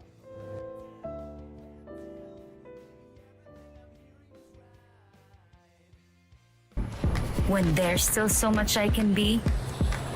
Do I stop here? She don't stop. She don't stop with Como. Don't stop. She don't. Do I stop here? She don't stop with Como. She don't stop with. She don't stop with Como. Do I stop here? Cut! Next! There's no stopping me. Gomo anywhere I want, anywhere, anytime. We don't stop. We Gomo.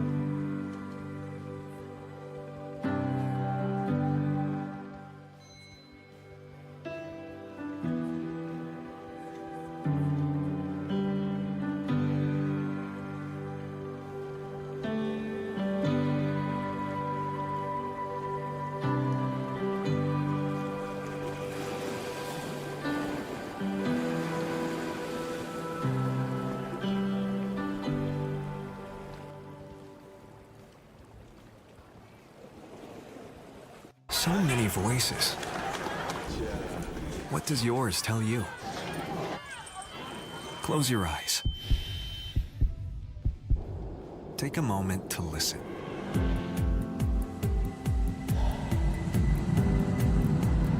What do you want to feel?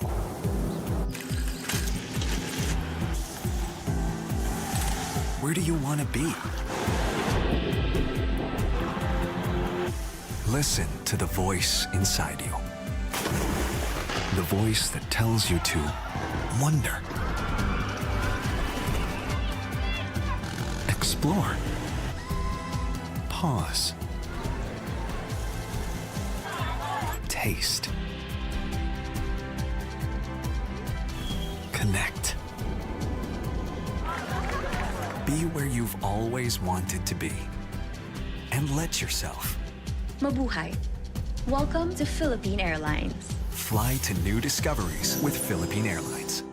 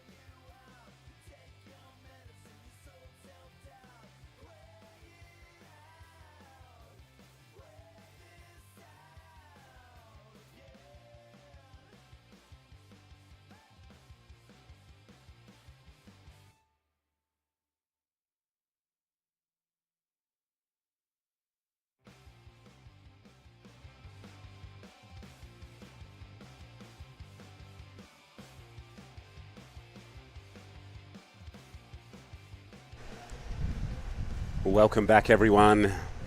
We are back online and fully operational. Apologies about the little delay there. In the water is Xavier Huxtable, John Mark Takong in the blue, the probably most finalist appearance ever. Belongs to the man in the blue. He's looking for his 4th win here at Cloud 9. Official results from semi-final number 1. I can tell you it was Oscar Berry, a 14.77 two-wave total. He had an 8 and a 6.67. Tenchi Iwami had a 6.5 and a 5.0. So Daiwako was on the heat. True Starling, those results are official. It will be Oscar Berry, our first men's finalist. Yes, I actually saw Oscar out on the boardwalk, and he was so excited to be in the final. And yeah, just one more heat left, one more spot, one more person to beat, I guess, and it's either going to be Xavier or Marama. Yeah, there you see. 8 becomes 4, 4 becomes 2, and one of the 2 is Oscar Berry from New South Wales originally. I believe he's residing up on the Gold Coast. Oh, that was a heavy section. Xavier, he is a well-built Victorian, solid on his feet. Was amazing in the tube a few days ago, but I'm just wondering whether he's buckled aboard there or not.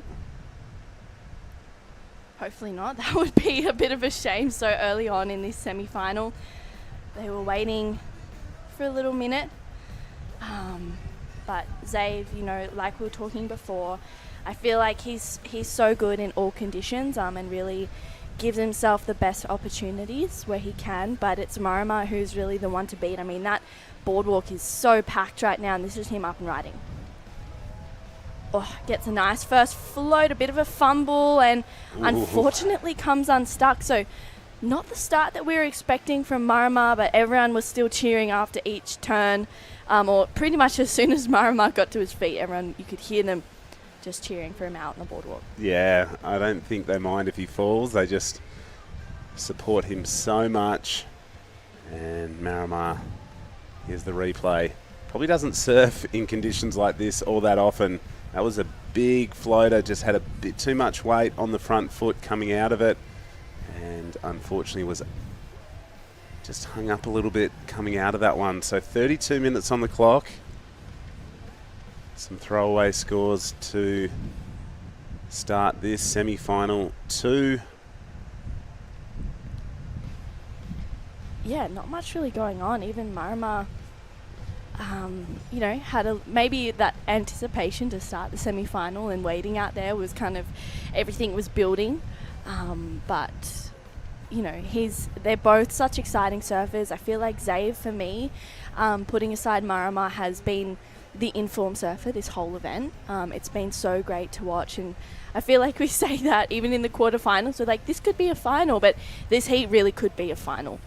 Both these surfers, I feel like, were just unlucky to not meet in the final, being on the same side of the draw, and I just feel like this is going to bring fireworks for this final for sure.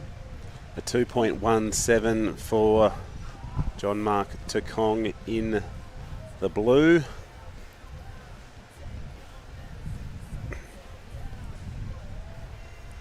The women's final will follow Charlie Haitley to take on Sierra Kerr.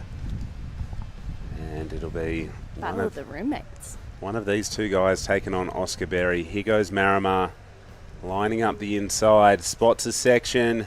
Oh my goodness. Landed out in the flats on a really high alley-oop, but I think this is why this guy is a real threat, because, you know, big, small, onshore, offshore, he is a threat in all conditions. You see him just skipping along there, got super high, just couldn't get the rotation. You could see Xav out the back watching him too. Xav was like, whoa. What's he going to do? Yeah, what's he got for me now? But I think maybe Xav's watching that, just being like, you know, what's his approach? How's he surfing Cloud 9 out here right now? Because it's small. It's the smallest day we've had. It's a little bit junky. It's definitely not lining up as perfectly as we've had it, but for the rest of the waiting period, this is going to be as good as it will get. So Zave just really needs to like lock in and kind of figure out what he wants to do out here, because like we said, you know, he can surf everything, big, small, junky, clean, whatever he needs to do to get the job done. And right now the job is to progress through this semi-final. Yeah, having to adapt is really critical in surfers' success. These guys wouldn't have surfed these conditions pretty much at all on their way through to the semi-final. It's all been about stand-up tubes and big airs, and today I think that wave selection number 1 and manoeuvre selection number 2 are going to be the deciding factors. So here goes Xavier. He does have priority. It's a bit of a double up. Puts in the big strokes, but he can't get into that wave. You can see the disappointment. So Marimar will get the first priority. Xavier, better to be doing that with, 28.5 minutes on the clock than 2.5 minutes. Yeah, for sure. I feel like, especially with 35-minute heats as well, you do have a opportunity to make one mistake, maybe two if you're lucky, and if something else happens throughout the heat. But I feel like that was unlucky for Zave to have missed that wave. It was almost like the wave was just kind of kept peaking up, dropping off, peaking up, dropping off. It was kind of teasing him a little bit to scratch into it. Yeah, I thought, he's on. He's just got to put in the extra strokes, but it finally hit that little inside ledge, threw over, and Xavier unable to get the forward momentum to catch what would have been his second wave. Right now holding a .90. Pretty small scores in Blue's column as well, a 217 and a .87. Well, the morning started a lot different to what we're seeing on the screen. We had tubes, felt like we had much bigger and better waves. The sun was out, it was really calm, but it's gone a little bit Gotham grey, a little bit overcast, a little bit moody, and I feel like the waves have just taken a breather. Yeah, for sure. And I think we had I don't know, did you hear the storm this morning? I did. It woke me up about 3:30, was that when it happened? It was amazing. It was an absolute downpour. Lasted for a little while, but it sounded very heavy. Yeah. But by the time we got back for the 6:30 call, mostly everything had dried up. The sun was out. Back to paradise. Back to paradise. And yeah, it just feels like one of those days where things can flip around really quickly. And right now, the ocean is just becoming used to this new wind direction. Swell just easing off a touch.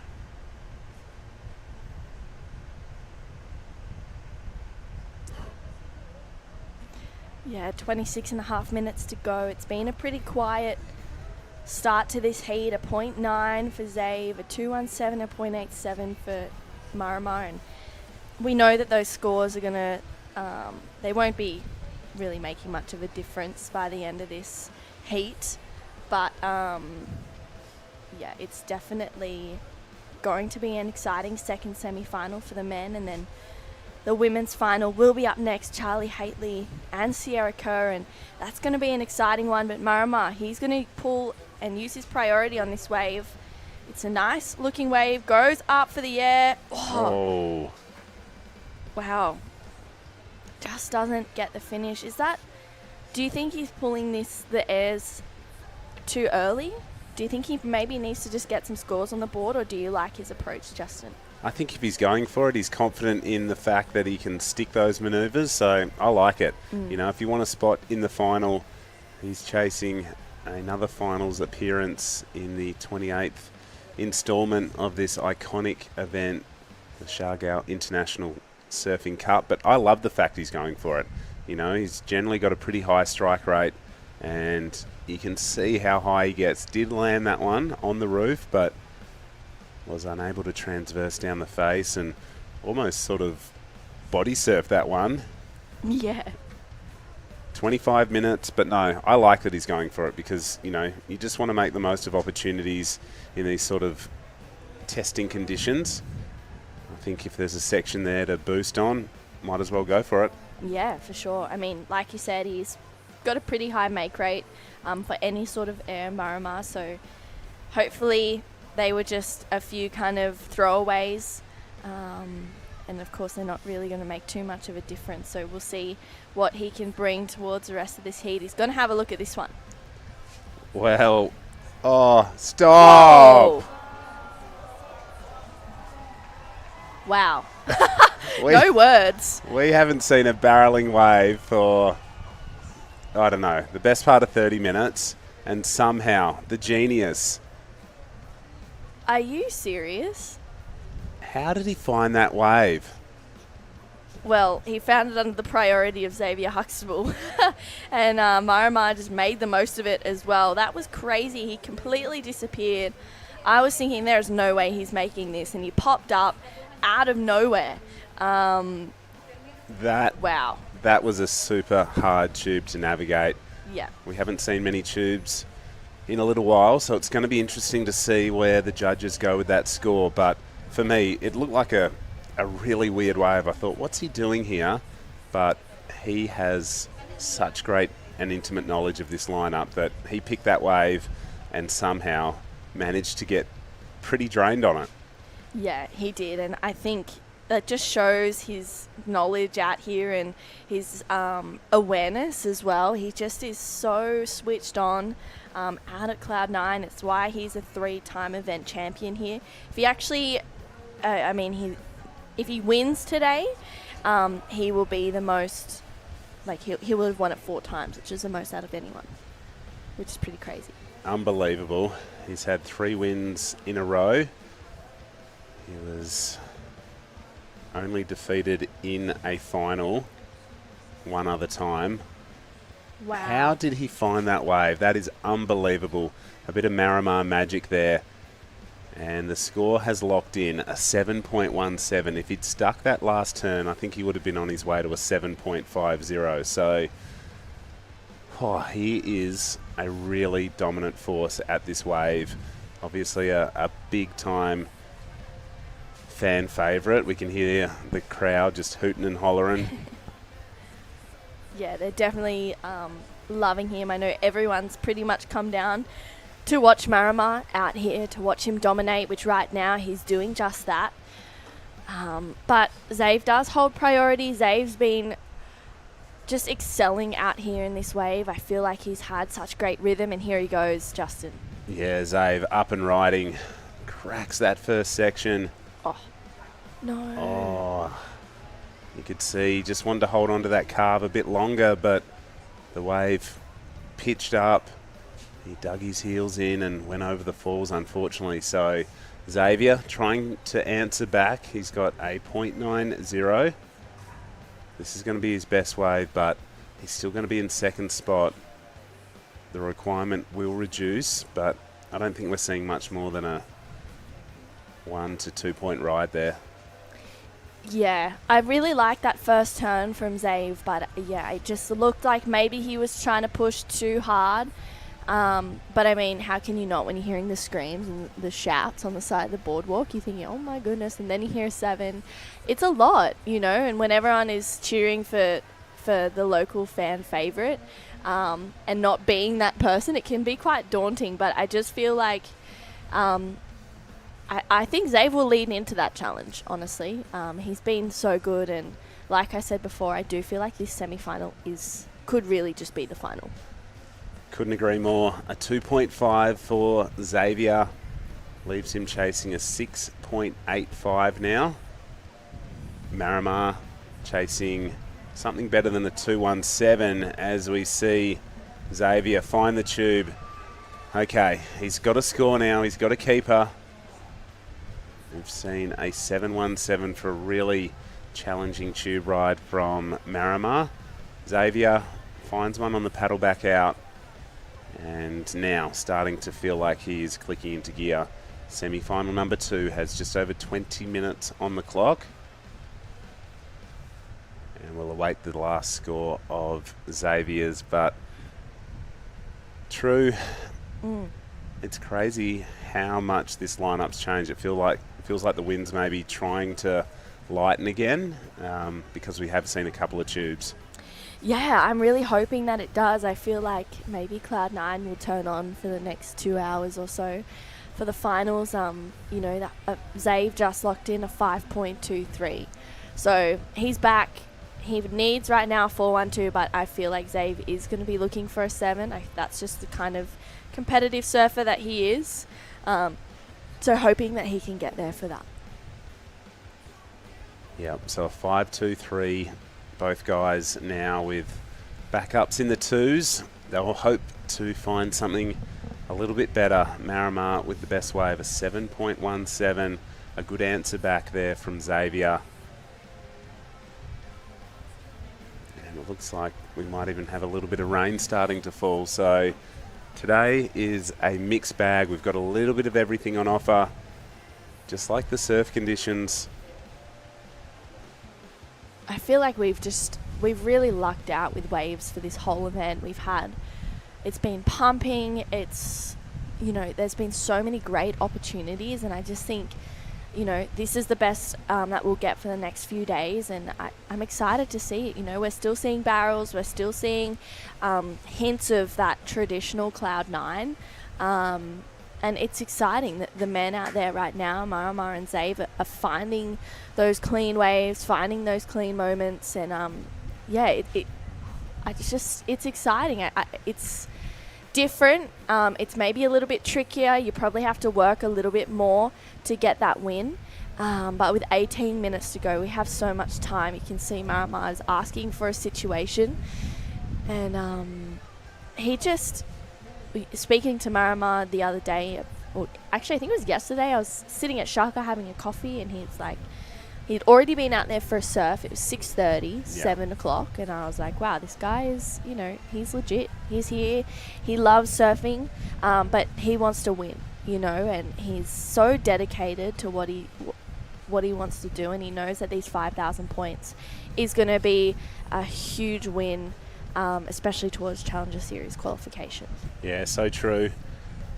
I went on a little boat trip yesterday, and I was waiting out for my lift. It was like literally 5 o'clock, and Marimar was on his bike heading out, frothing on the day off, and the fact that he could probably go surf Cloud 9 with a few less locals, because everyone likes to celebrate Halloween pretty hard here. But yeah, his commitment can't be questioned. His talent is unbelievable, and right now there is 17 minutes on the clock, and probably in conditions that Marimar would rarely surf, he's going to have to pull something out. So you can see there on the camera there is some rain falling, so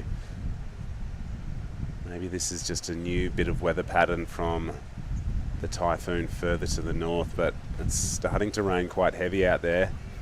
But I think sometimes the good thing about these little squalls, the winds can get lighter after they pass through. So let's see what happens. Yeah, there's 16 and a half minutes, and I don't mind it. The rain, it's nice. It's refreshing. And Zave, up and riding, goes straight up into that first section, gets a second one in there, driving super hard, and wow, goes for the air reverse, but I don't know if the judges will deem that a completion. But Zave, he's back, and he's looking fired up right now. He is back. We haven't seen any of this weather, but wow, I'm getting wet. It's commentator's booth are just readjusting. It's blowing water bottles, but this is pretty gusty right now. I'm going to have to move my chair as well, because it's starting to come in here from all sorts of angles. Might just move some of this. The electrical stuff. Wow, it is absolutely pouring down out there. What a change in the weather compared to the last few days that we've had. This is insane, Justin. Oh my goodness. Oh, yep. Wow.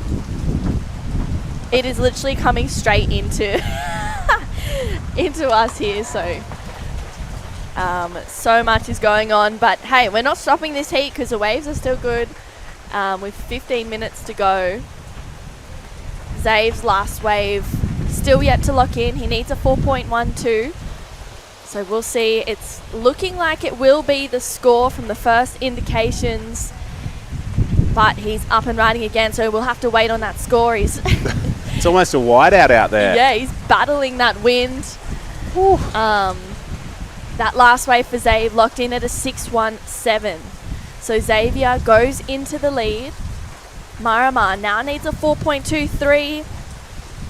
I feel like, you know, Marama, obviously we know how good he is out here.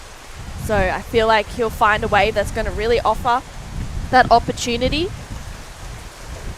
And Just doing a bit of wow. Just doing a bit of manoeuvring it right now Wow. because we've got some. Oh, the umbrellas. You Oh, guys are amazing. That would be good. Thank you. Thank you so much. The crew here at Kisa, the best in the biz, best pancakes on the island, Yeah. and quick to respond to this. They've got us some umbrellas. I feel like we're at a golfing tournament, not a This is surfing actually tournament. amazing. What the heck?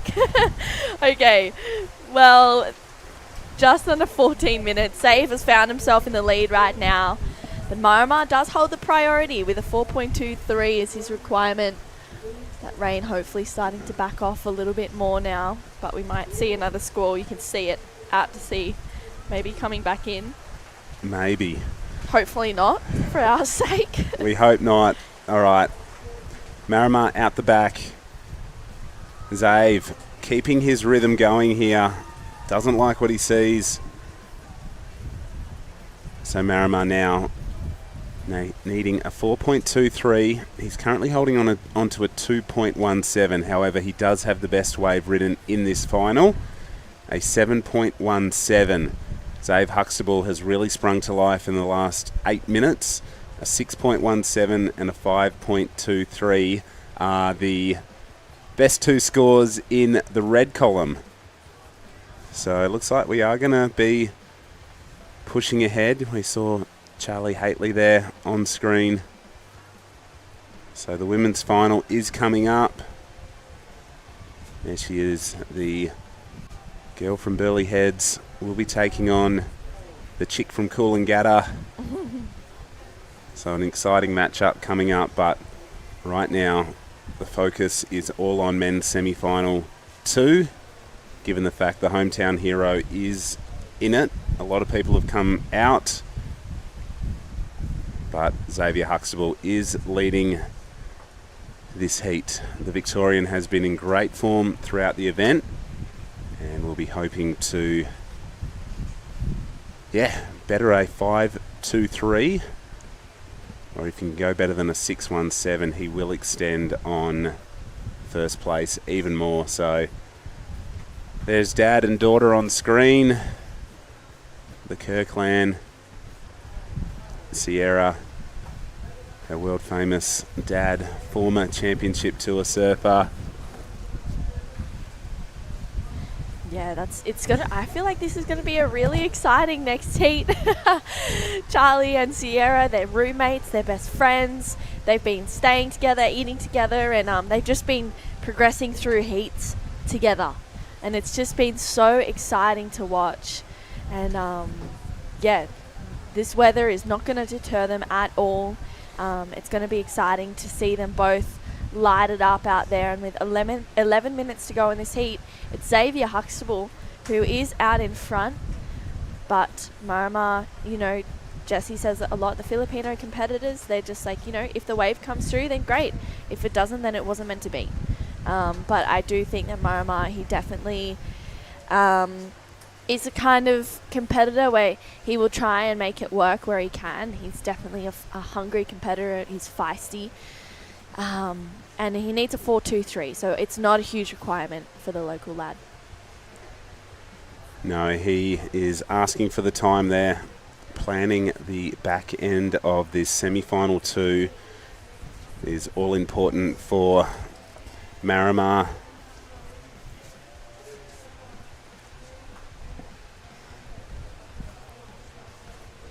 Yeah, so 10 minutes pretty much to go in this heat, and then we'll find out who will be joining Oscar Berry He took out Tenchi Iwami in that last heat, which we saw about 40 minutes ago now. And, it's exciting to have one Australian in the final. Yep. If we get two, that'll be great. But I do feel like, Marama, he is keen to make a final, and I think he's looking really good for it as well. Yeah, under 10 minutes now. He's going to be super patient. He's going to wait, and he'll probably already know the sort of wave he wants in these sort of conditions. Feels a lot different to the waves we've seen him progress through to this point in. However, John Mark Takong looking to back up his impressive run of finals appearance. Finals day has been a day where he's really shone. These conditions, however, are going to even test the best from Cloud9. So 9 minutes. I feel like it's sort of just even Stevens right now, A 6-1-7 and a 7-1-7. A 5-2-3, obviously a lot better than a 2-1-7. But you can just see it's become a very different playing field for these two men. And I'm sure the ladies are probably adjusting as well, because it's pretty gusty. There's a lot of rain and wind all of a sudden. Yeah, you can even see the camera shaking from the wind out there. It's definitely hard. Dave is trying to shield his eyes. The rain is coming down hard and fast, but hopefully it will pass soon. We'll see. 8 minutes to go. We're still running. There's still waves. There's still opportunity out there. And there's definitely some good ones as well, which is exciting. It's exciting for us. I mean, I can't believe it's the last day. I can't either. We have had just non-stop action. Had a day off yesterday, come back today. The ocean was definitely looking a lot nicer than what it is right now, but this is surfing in the tropics. You got to be prepared for these little weather systems. I wonder if this is all coming out of that northern typhoon we saw in Taiwan yesterday. Our thoughts go out to all of those people affected there. And I think it's just created this whole new pattern of weather. There's a bit of precipitation. Obviously, the winds are pushing out of the north, which was the direction the typhoon was in. Yeah, that typhoon definitely did a lot of damage. So, yeah, thoughts and prayers to everyone over there. And we're just picking up the end of it right now. But 7 minutes to go. There's still a job to do, regardless of the weather. There is, and I know all of these Siargao locals, they're standing out there in the rain, probably huddling together, hoping to send some good vibes out to their guy in the blue, chasing a 4-2-3, and the guys just dealing with these sort of unforecast conditions right now. We didn't see this popping up, and it has become a very different playing field. It's challenging, It's so good to see these amazing surfers when the waves are good, but right now they are really going to have to readjust and set their minds on the fact that this is a semi-final. A spot in the final awaits, but so tricky right now. Yeah, there's a lot going on. It's difficult, but, in every event we have to deal with conditions like this, whether it's wind, rain, boiling hot. We had snow in Korea last year. And when there's waves, we run. It's hard to walk away from waves. Yep. And we'll do it. And you can see it starting to hopefully clear up a little bit out there now. And with 5.5 minutes to go, Marama is still looking for a 4.23, but he holds priority, and he's just waiting maybe for a dramatic finish. Knowing Marama, he's all for the theatrics, he's all for putting on a show. So potentially waiting for that the dramatic finish, but I do think that, being in the lead is where he wants to be. Well, he's more of a momentum surfer for me. I haven't really seen him in his performances so far, just sit around and wait. He seems to catch a lot of waves. He likes to stay busy. This has probably been the most, quiet performance for him so far. Yeah. Just 4 waves ridden. Yeah, not much going on. The waves that have come through, except for that 717, maybe nothing else has really excited him enough for him to want to go those waves. But in the next 4.5 minutes, I feel like we'll see another opportunity. 617 and a 523 for Zave. Again, I just feel like Zave also has every right to be in the final. This semi-final is a tough one. That last semi-final was tough as well. Oscar Berry and Tenchi, they've both been looking so in form throughout this whole event. But just with the last couple of heats that I've seen from Zave and Marama, they've just been dropping excellent scores. And it's just been so exciting to see. And with Marama needing an average score to get to first place, I'm surprised that this heat hasn't given us some more excellent scoring waves. I think right now the boys are just playing the scenarios. Obviously the spot in the final is where they want to be, but Marama's thinking, do I wait for a big set that I could potentially get tubed on, or do I give up priority for a smaller wave and chase the 4.23, putting more pressure potentially on Xavier to find a bigger number? So 2 trains of thought right now. 3.5 minutes. You can see Marama just looking backwards, seeing if Xavier had done anything on that. The 4.23 remains the requirement. But these are nervous moments. I'm sure a lot of Victorians are tuning in to check out if Xavier Huxtable can make it on through to the final. Awaiting either he or Marama is Oscar Berry. The ladies' final will kick off directly after this, and the men's final will follow suit. I keep hitting myself in the head with an umbrella. Sorry, I'm probably not helping today either. That's okay. That's okay. Well, the rain has stopped. The winds might have backed off a touch as well. Not enough on offer, however, for Marama. Currently holding a 2.17. 4.23 in the next 2.5 minutes is vital. Drew, have you been in a situation where you've paddled out for a heat that's been maybe glassy and clean, and then something's, swung around in condition-wise, and you've ended up, having to scrap and readjust? Oh, yeah, all the time. There's been so many heats where I've been watching. I'm like, wow, it is so fun. And then you start to see the wind coming in, and you're like, no, please stay out there. Yeah, please stay there. But you see it, and you just have to be like, okay, there's wind coming in. I need to adjust the plan, or adjust my expectation of what the waves are going to be doing out there, and really kind of just seeing that. And just being like, okay, I can see that there's a rain squall out there. I need to be aware. It won't last forever, but it will be there for a little bit. And here we go. Oh no. Very uncharacteristic takeoff, and what I'm now calling a little bit of a mistake there from Marama. Unexpected.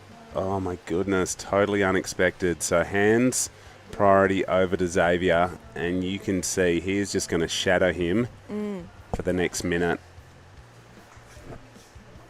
Wow, that was such a huge... I did not expect that at all. We haven't really seen Marama put a foot wrong. He's selling Zave on this wave. Zave wants to better a 5.23. Huge first turn. And gets a solid second one in. Can he? Oh, my goodness. Wow. All right. We've got 35 seconds on the clock. And Marama might be chasing something more than a 4.23. That is his current requirement. He has to go here. You can hear everyone exploding. Oh! Marama just a flyway. Zave, you can see how stoked he is with 10 seconds to go. Looks like Xavier Huxtable will be joining Oscar Berry in the final. Unless Marama gets this one, which he will. He stood up. This is going to be a counting wave. Oh my gosh. It's incomplete. So, breaking the unbelievable run of success that John Mark Takong has had is that man. Xavier Huxtable is through to the final, and you can see what it means to him. Wow. That was a really tricky semi-final, conditions-wise, wave-wise. But we will see that guy coming up in the not-too-distant future. We're going to go to a short ad break and be right back after this.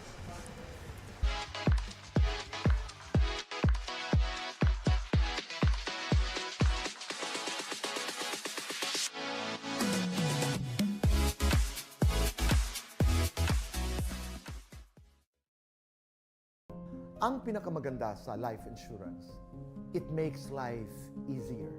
Katulad na lamang halimbawa, let's be very honest, Manila Banker's Life, na nariyan in your moment of grief. The best way to show your love is to assure your loved one that I will not only take care of you during your lifetime, but I will take good care of you in this lifetime and beyond.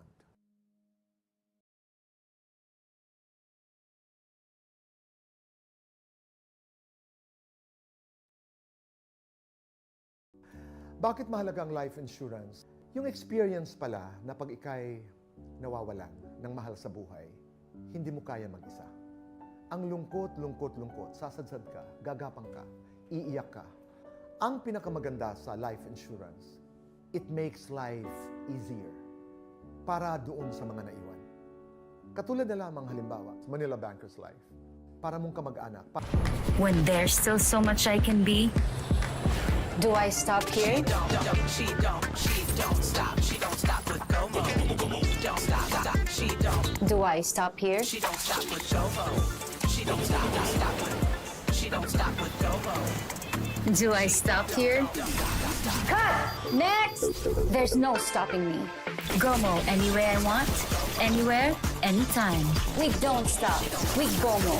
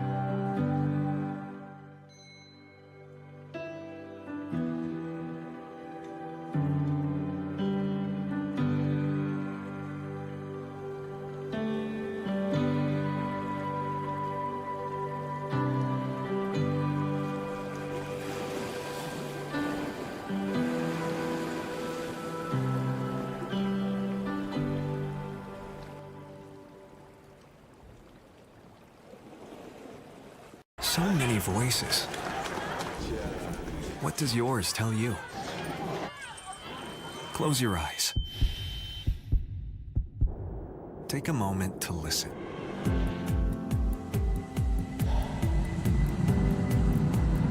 What do you want to feel?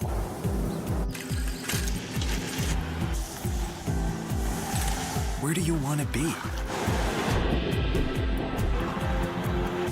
Listen to the voice inside you. The voice that tells you to wonder, explore, pause,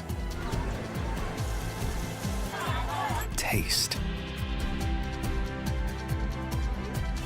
connect. Be where you've always wanted to be, and let yourself. Mabuhay. Welcome to Philippine Airlines. Fly to new discoveries with Philippine Airlines. Welcome back to finals day here at the Siargao International Surfing Cup. Right now we have the women's final out there. Charlie Haitley, she's taking on Sierra Kerr. Charlie has already kicked off her campaign in this heat with a 4.5 and applying pressure nice and early. We just saw John Mark Tukong or Marama unfortunately get knocked out in the semi-finals, but we will see Oscar Berry take on Xavier Huxtable. Talk us through this replay, Jessie. Yeah, here we go. Charlie won her semi-final this morning, now here trying to get back-to-back wins. 2 nice turns to start off her final here, so 4.5. Charlie obviously winning the QS 1000 just last week over in Western Australia, so she'd love to go back-to-back. These two ladies actually staying with each other, so they're roommates, and they had this bet going on with one of the 3 other people staying with them, and he was the only one that didn't surf, and he said, if either one of you win, I'll get a tattoo, and now both of them are in the final. So looks like we're going to be getting some business for the local tattoo parlors around here, so wonder what it's going to be. I'll have to check back in and ask. Wow, that is so cool. Well, 29 and a half minutes to go. Charlie Haitley's first wave, we just saw that, a 4.5, and there's a tattoo on the line right now. And this is exciting. This is the women's final, and then next we'll have the men's final, and we're done. Jessie, for this event, this is the 28th edition of the Siargao International Surfing Cup, and it's exciting. It's exciting to have it here and to be back. Obviously, the conditions have changed a little bit throughout the whole event period, but there is still some really good waves on offer out there, Jessie. Yeah, definitely. I mean, we did have a bit of a wild storm just come on through and wipe a lot of the technicals out, but we've made it work. We're back, and I just think this is just one of the coolest places ever to have a competition. It's so unique. It's such a special place to come to. The people are amazing. The wave is amazing, and it's produced world-class quality surfing. People have been enjoying it from all around the world. It's been a pleasure to be a part of. And now watching these two ladies battle it out in the final, we have an all-Australian final for both the men and the women. So, yeah, this has been a great event. And these two ladies, they've been 2 of the standouts. So I'm really excited to be here, and I'm excited to watch the next hour of finals play out. Yeah, it's going to be a huge back end of the day. You can already see the sun is starting to come out. The wind's backing off a little bit. It's getting clean, and there's definitely still some more opportunities yet to come through. Sierra Kerr right now sitting out there holding first priority. She has just been so in form this whole event, and I think it's great that we're seeing both her and Charlie in the final together. I know Charlie's family will be watching very closely. Here we go, Sierra Kerr, up and riding. This is live action. Sierra, nice opening carve. Drives through a second connection. Airdrops down to, wow, complete it. And she gets a third bonus turn there for Sierra. So she'll kick out. I mean, they are roomies, but right now they're just colours in Arashi, Jessie. Right now they're kind of enemies. They're playing against each other, chatting to Sierra after she won her semi-final. She was like, I do want to enjoy it, but I want to win. I'm here to take the trophy home, but yeah, to try and enjoy it, one of my best mates out there. This is a win-win scenario for the whole team traveling here. But this last wave of Sierra was really nice. So started off with a hard carve. It's been paying off for her all event. Thought she might have lost it here, but regained composure. Got kind of bounced out of that with the whitewater with speed to come into that third turn. So Sierra is getting herself on the board.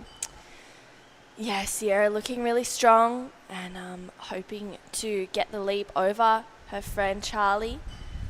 Waiting for this score to lock in for first wave of Sierra Kerr with just on 26 minutes to go.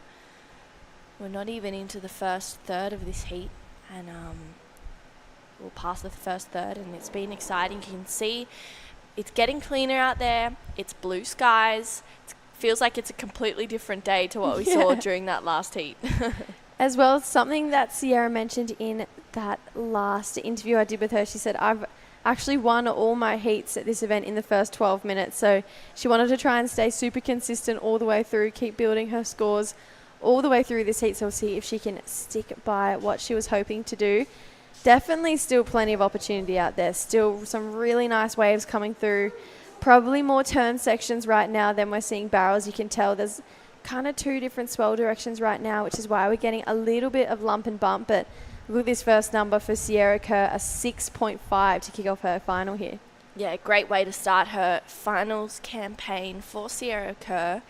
Wow, she's up and riding again on another one. Gets over the lump, finds that first opening carve. Like you said, Jessie, has been working so well for her, and huge second jam for Sierra Kerr. She pulls through the back. Charlie Haitley answering back out the back. Nice opening carve, and has to kick out. Unfortunately, too late for that second section. And Sierra Kerr will be feeling pretty good right now after that second wave. Yeah, that second wave, those two turns, they were really spicy, really powerful.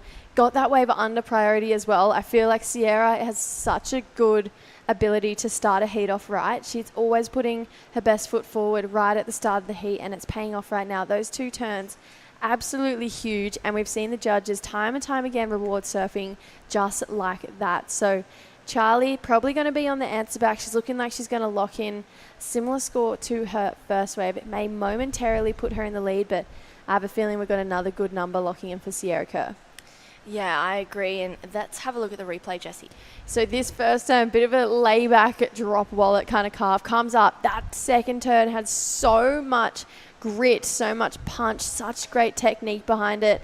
So she locks in a 4.47 for that last one. Charlie Haitley, a 3.5. So right now it is Sierra in the lead. Charlie looking for a 6.48 to take first off her roommate, best mate, Sierra Kerr. But yes, Sierra, like we've been saying, she's been winning the heats in the first 12 minutes and then holding on basically for the rest of it. So Sierra looking to stay consistent all the way through, have every wave better her situation, and I think that would be really epic to see from Sierra. I know that was a little personal goal of hers, so potentially a couple more great scores, hopefully to lock in the rest of this heat.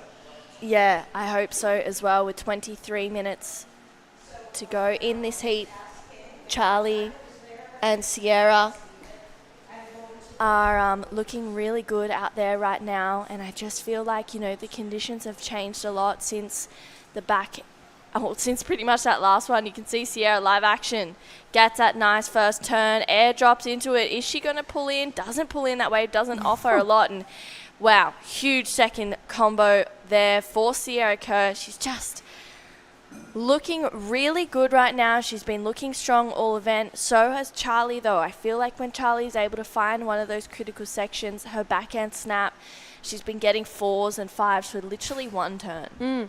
This wave was really impressive here from Sierra. So many different faces. This wave changed so many times. Kind of free fell twice down that one and then finished it off with a huge turn. A lot of people have been pulling through that section. Sierra, she decides to hit it, and that is a lot of respect in my books. I feel like she navigated that wave beautifully. There were so many different chops and changes.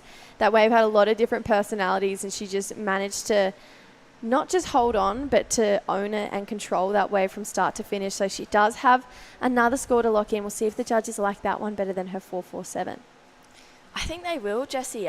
I think they'll enjoy it. I feel like even though they were two pretty similar turns, they were critical, and they were pretty full-on sections, air dropping down. I think they'll like it better than the 4.47. I mean, I did, but who knows? You know, it's not our call. We can just speculate right now. But at this stage, Charlie needs a 6.48 to go to first. We've seen her drop 7s and 8s, and I think, you know, she's pretty aware of that. She is as well surfing a final with one of her best mates, and that can be pretty full on. But that last wave of Sierra was a 5.5, and even I got to speak to Charlie after her semi-final, and she was like, yeah, you know, Sierra pushes me so much. I really admire her as a surfer, but I do think Charlie wants to put her best foot forward in this final. Definitely. I mean, I feel like Charlie even potentially coming in as the underdog in this heat. Everyone knows Sierra. Everyone knows how good she is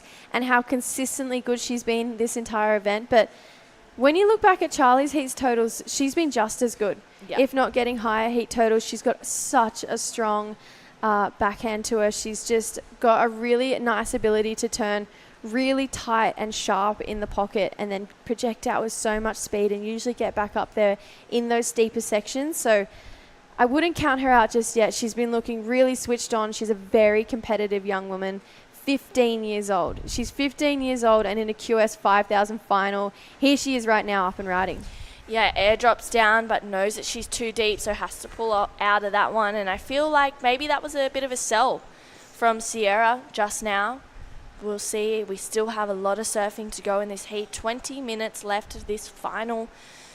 And then we will crown our first champion here at the Siargao International Surfing Cup. Of course, this is the 28th year, Jessie, and the longest running surf event in the Philippines. Yeah, and one of the biggest, not just surf events, but sporting events in the Philippines. This is such a country-known event. I feel like it's a really world-known event as well. Everyone loves to tune in and see the perfect waves that is Cloud9. We're seeing a different side to it today, so it's not, what we saw 2 or 3 days ago where it was just absolutely perfect, but it's still really fun even when it is like this. It's had a lot of different moods today, though. We had beautiful sunny offshore conditions this morning. Today, right now, we're battling with a little bit of wind and rain, but I mean, it still looks really fun. We've still got 6.5s and 5.5s going down in this heat. Charlie, I'm sure she's going to post a couple really nice scores in the next 20 minutes. So although sometimes it might have nicer faces than what we're seeing right now, it's still such a world-class wave. And definitely for the 28th year, it's been, moved up to a QS 5000. It's deserving of it. It is such a world-class spot. And I think the surfing we've seen over the last 7 days has really proven the fact that this should be a QS 5000. It should be co-sanctioned. And yeah, it's women like this who are making that point a lot more true. Yeah, here we go, Sierra. She's got a lot of speed right now. What she got, gets the grab, rides out, doesn't maybe get as much height, but she definitely gets off the wave. So now you can really see Sierra's intentions toward the back end of this heat. She wants to go to the air, and she just really wants to kind of stamp her authority at this wave and at this event. Yeah, I feel like she probably knows there isn't a lot of barrels right now out there, not when it's kind of looking like this. So she's going to use this other advantage that she might have over Charlie, which is airs. I know Charlie can do airs, but maybe doesn't have the same make ratio as this lady on your screen. So this is the replay. Sierra had to wipe off a bit of speed there. Still got a pretty nice amount of air time. Landed in pretty shallow waters too. So we do have a score to lock in now for Sierra Kerr, but I love the bag of tricks she has. I love the depth of that bag as well. She could pull anything out at any time, and I think that's why she makes such a exciting and interesting competitor to watch, because you're never really sure what you're going to get with Sierra, but what you do know is it's going to be pretty great. Yeah, absolutely. She's just a very well-rounded surfer. It's exciting to watch her compete here. You can see that's Oscar Berry getting ready for the final. He'll be taking on Xavier Huxtable. So it's an all-Aussie affair for both the men and the women's final. And it's going to be an exciting one, that's for sure. Oscar just getting hyped up. Usually you go into a final and you have an idea of who you'd want to win. Yes. I would be ecstatic if either one of those guys won. They are both... I feel the same about this final. Same. I obviously feel the same about this final. I love Sierra. I love Charlie. But even that men's final, Oscar and Zave, two great humans, two incredible surfers. They've been two of the standouts all event. Zave had the challenge of getting Marima. He was probably the biggest hurdle in the draw to try and get over. He did it. Now he's into the final. And yeah, honestly, if whoever won any of these finals, I would be more than happy. They are all so deserving of it, and I think they would probably all feel the same way. Obviously everyone wants to win, but just to even get here, the hurdles they've all had to overcome to now be here, this is huge points for all of these competitors surfing the final, especially for these two ladies sitting 7th and 8th. So they're going to hopefully go a fair way up, maybe even top 4. Yeah, I definitely think they'll skyrocket up. Here we go. This is Charlie Haitley off screen there, but she comes back and has to kick out. You can see that she was probably feeling a bit defeated on that wave. Not much on offer. We're still waiting on this last score for Sierra Kerr to lock in. See if it betters her position, which first indications look like it will. It's a 7.0 for that last wave of Sierra Kerr. So Sierra has a 7 and a 6.5 in her scoreline right now, which means Charlie Haitley is looking for a 9 to go to first place. And as good as surfer as Charlie is, things just aren't going right for her in this heat right now, Jessie. Yeah, not to say that the next 15 and a half minutes can't change. She does need a 9-point rise, so you'd hope right now. You've got 15 minutes. You've got enough time to kind of reset, get 2 more waves. 7 and a 6.5 is what Sierra has. That man on screen, Xavier Huxtable. So big hello to all the Victorians that are going to be tuning in to see him compete in the final. But I'm hoping things change for Charlie, purely because I just want her to be able to display exactly what she can do. She's such a talented surfer. And for someone so young, this is an incredible result. Like you said, this is going to be really great confidence moving on to Taiwan, which is going to start in around about a week's time. And she's coming off, this is her second final in a row. You can't really be too upset with that. Sierra trying to stroke into this one. Air drops down. Oh, wow. She did that well. Gets around this first section, but that wave doesn't do too much more. I think Sierra, she's looking for the bigger waves. She's looking for the steeper sections, but unfortunately that one didn't pay off for her, So Charlie will gain the first priority, and you can see a very smiley Zave Hux on screen there, getting ready to go out. They're a funny group of boys, that group. You could see Jack Thomas, Tully Wiley on screen as well. Jack just saying, here you go, mate, I'll do half the work for you. Always having good times. They are such an awesome group of humans, and they support each other so much. They all really get around each other. You can see Marima on screen probably about to give Zave a few pieces of advice, and he's such a gracious loser. He's such a happy guy no matter what, and I think that's what makes him such an amazing athlete, Marima, because win, lose or draw, he'll cheer on the person that made it. Obviously, we know deep down he probably wanted it a lot, but Marima, he's an incredible competitor, and I'm sure we'll see him over there in Taiwan, and I'm sure we'll see him definitely get another win here at some point. Oh, yeah, absolutely. And an equal third, a semi-final finish, that's a really great result. It's a lot of points, but here we go. Back to the women's final. Nice snap, but just goes over, unfortunately, for Sierra Kerr. She's just gaining more and more momentum, but yeah, it looks like her foot just completely slipped off her board, and you can see she's like, oh, that was a lot. She looked like she got kind of smoked, so she's just going to take her time getting back out. There's still 13 minutes to go in this women's final. A 7 and a 6.5 has Sierra Kerr in the lead. Charlie needs a 9. And the men's final, Oscar Berry taking on Xavier Huxtable, will be out in about 12 and a half minutes. And we've pretty much got like 50 minutes left of surfing today. Yeah. So that's absolutely crazy. There's not much left, and feels like this event actually flew by. Yeah. We did have a massive waiting period, but we had such great waves on offer that we pushed through, and it was such an exciting event. So many incredible heats that'll definitely go down in the history books, and we absolutely have loved being a part of it. I know these ladies have as well. 12 minutes to go in this heat. Charlie needs a 9. 12 minutes is still plenty of enough time to break it down. She can definitely get the job done. Probably try and, if I was Charlie right now, I'd probably try and make that 2 scores rather than 1, because changing your mindset to, okay, I need, a 6 and a 7 or a 7.5 and a whatever, it's going to seem a lot less daunting than I need a 9. Yeah. I need near excellence.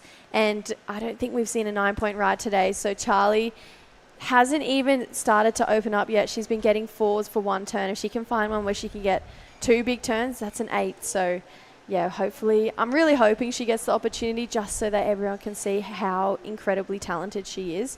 And I know probably a lot of the Surfing Australia office is tuning in right now as well. They're really invested in both of these girls' careers. They spend a lot of time in the gym, in the water, on the land with all of the coaches over there at Surfing Oz. So yeah, this is probably a massive win for Surfing Australia as well.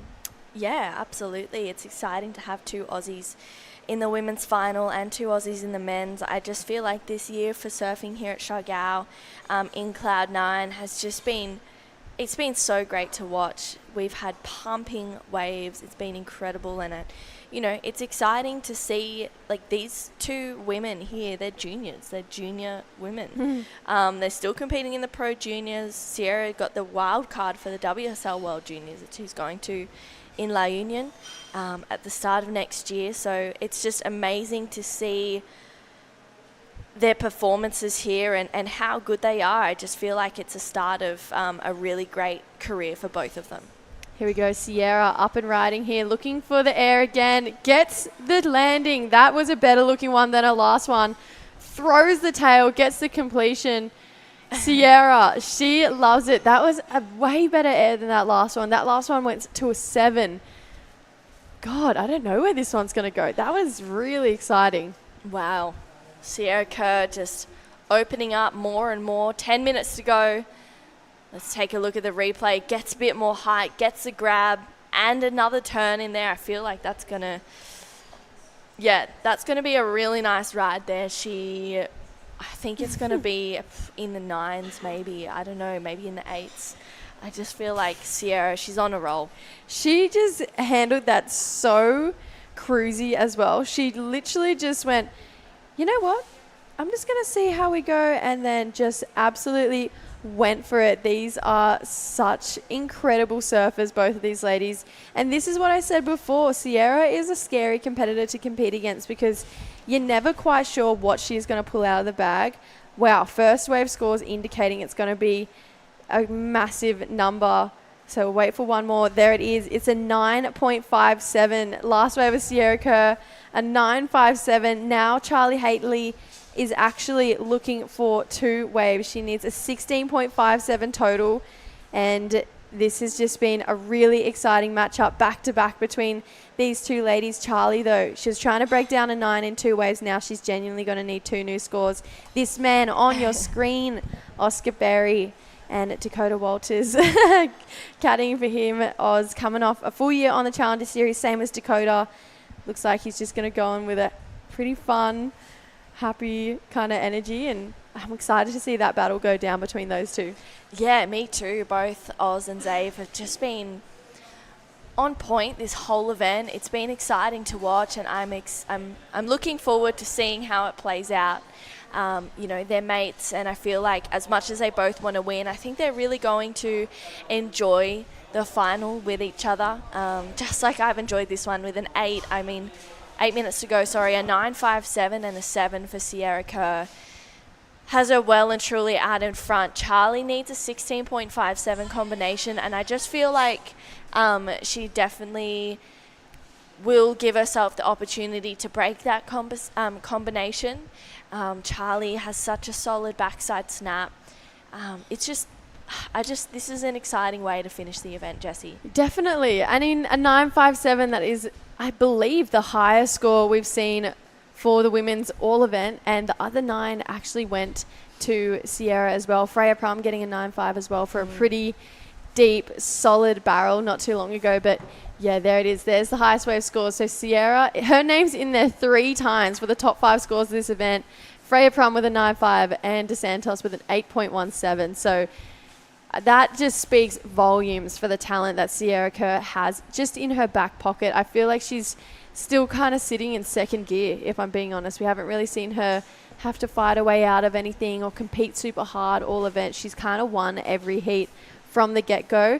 I know she was coming in looking for the win. So was Charlie. Charlie's still not out. 6 minutes, needs 16.57 total, so it needs at least a 6.57 to break that combination on her next wave.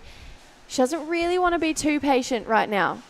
She should just rely on her surfing, know that she has the talent, know she has the backing, and just back herself a little bit, because she can get a 6.57 easy, even if it is on one of those mid-sized sets that roll through 2 big turns of Charlie's caliber. She can get into that score range pretty simply. So I'm hoping she doesn't leave it to the last 3 minutes to try and get 2 waves. So yeah, Charlie, kind of has to start rolling the dice sooner rather than later if she wants to still have a dig at winning this one. Yeah, I agree. Charlie's been sitting for a little bit. She's definitely just been biding her time. I just feel like, with 6 minutes to go, Charlie seems to be a momentum surfer, but I do feel like she surfed her way out of situations like this event.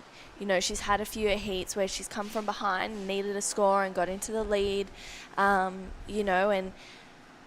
there's just so much. There's so many scenarios that could happen right now in the last 5.5 minutes. I can't believe there's 5.5 minutes to go, and then we'll crown a champion for the women here.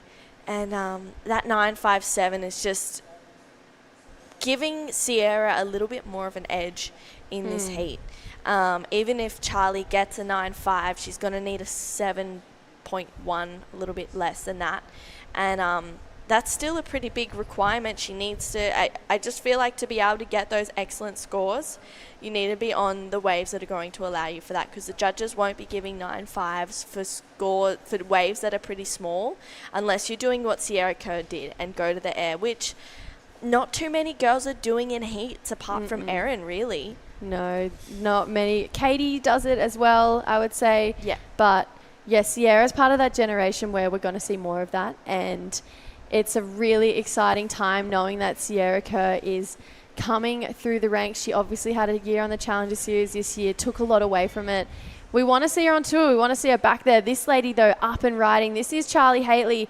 Good-looking section here. Belts it under the lip. Needs more through this inside. There's the second turn, and puts it back up there for a third. So just a glimpse of the talent that this lady has. She is so young still, easily as well. She's usually really on point, has such a strong game.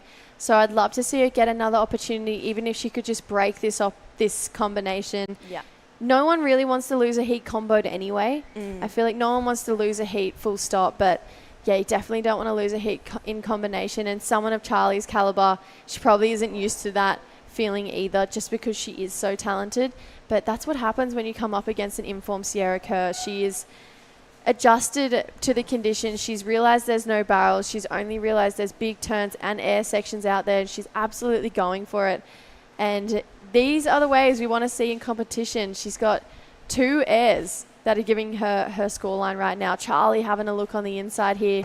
Can't quite stroke into that one. 2 minutes 30 to go. Come on, Charlie. Let's see you get a 6.57. Well, Sierra Kerr not giving Charlie an inch because she knows she'll take a mile. Sierra loads up, gets the air, lands it. That's the third one. Wow. Sierra Kerr is just looking so solid, gets a completion. She is just glued to her board out there, and with 2 minutes to go, I don't even know where that's going to go, When Jessie. was the last heat you watched a female do 3 airs in one heat? I don't think I've ever seen a heat like that. I don't think I can recall a heat like that either. Usually there's 1, maybe 2. Sierra has landed 3 airs, 3 waves in a row. Yeah. What? No. Yeah, Sierra's just making history right now. She is just performing a 9.57 and a 7. I dare say we might say goodbye to the 7. You can see Charlie load up for a great first turn. Oh, wow. Jams it for the second one, but just can't quite finish it off. And as good as Charlie is, Sierra just has all of the little 1%ers just really tuned up. And you can see Charlie, she's probably feeling a bit frustrated with 1:20 to go. I just feel like this last wave of Sierra might even replace the 7. I don't know. I think so too. I think that last wave, in comparison to the air that she got the 7 for, probably is going to be better. I just love the turns after it as well. She's just outrageously good. Like, it is genuinely outrageous, Sierra Kerr's talent. Just when I just don't even remember when I saw talent like this or a heat like this where we saw a woman land 3 pretty solid straight airs back to back to back. She's going to have a really hefty scoreline with 40 seconds on the clock. She's going to take away the trophy. There's no doubt about that. She's won this heat. She is going to be our champion here for the 2024 Siargao International Surfing Cup. The 28th year is going to go to the lady in blue, Sierra Kerr. 30 seconds on the clock. yeah, what an incredible heat. This is going to go down in history. Yeah, but let's take a look at this last wave for Charlie Haitley. You could see she was like, oh, do I pull in? But she goes to turns. Nice backside snap for Charlie. Gets a second one in. She is such a powerhouse. And what an amazing run for Charlie as well. She took out the Cape Naturalist Pro over in WA. She's backed up with a final. But this lady right here, she gets an 8.33 for this wave. So a 9.57 and an 8.33. It is official. Sierra Kerr is your champion here at the Siargao International Surfing Cup, and that's probably about as much emotion as you'll see from Sierra Kerr. 17.9 total. That is absolutely absurd. She has just created history here. Look, you can see they're friends again. So Charlie and Sierra absolutely loving it. Maybe we're going to see a Sierra Kerr champion tattoo by the end of today. Just placed on the bet that these guys had. True, it's been an absolute pleasure to be back on the mic with you. Yeah, it's been so fun to be able to call this heat with you, JJ. Sierra Kerr making history. 3 airs in the one heat. You can see her greeting her dad, Josh Kerr. This is huge results, and you can see how proud he is. Billy Keane there as well, congratulating Sierra. I mean, what a cool group. Don't go anywhere. We will be right back with the men's final. Oscar Berry is going to take on Xavier Huxtable.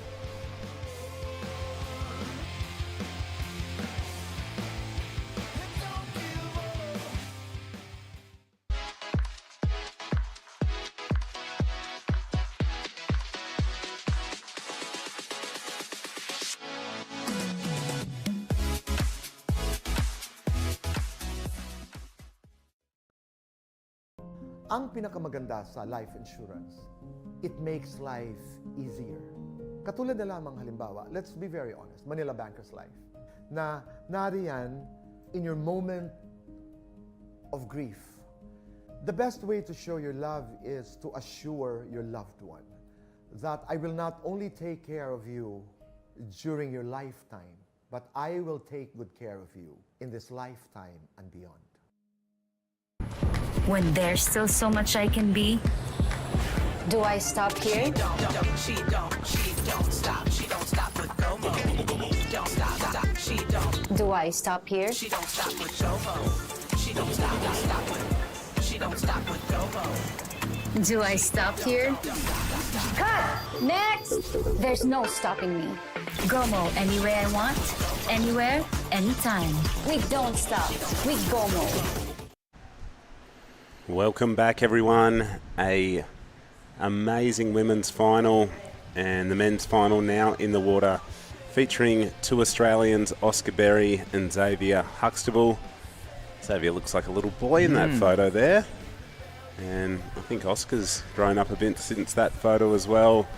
These 2 guys, form surfers of the event, and now their opportunity to capture a QS 5000 win. In the break, we had a little squall come through. We had strong winds, heavy rain, but now look at it. It's glassy and clean again. Sounds out glassy, just almost no wind. It's cleaner, looks good. I've seen some, few barrels out there actually. So it's gonna be a great matchup between Oscar Berry and Xavier Huxtable. Yeah, it's a last heat of this event. Amazing. Wow. Hard to think a week ago we were in the men's round of 136. We have ploughed our way through so many heats, and Oscar Berry scratching. You can see how clean conditions have become all of a sudden. Races through the inside, massive first hit. So these 2. Wow, fast save. 3 great combination. I really love the first turn and the second turn. It was great surfing.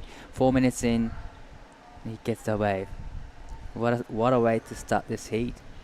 Yeah, this is his second score. We're going to await. Had just a 1.0, so that would have likely have happened in our commercial break. But watching the drone angle here, Oscar spots his section, just destroys the lip of the wave there.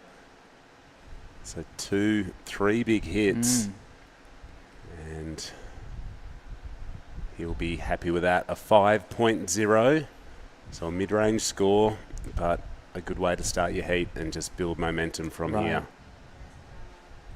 So I had a look at the rankings. Obviously, Oscar was a Challenger Series surfer. He finished 47th in the Challenger Series, so below the line for the CT. But he'll now have his focus on the regional qualifying series, looking to build his ranking into 2025. And Xavier Huxtable, he was 12th on the regional qualification rankings, and right now eyeing off a best ever result. So Xav doesn't like what he sees, neither does Oscar.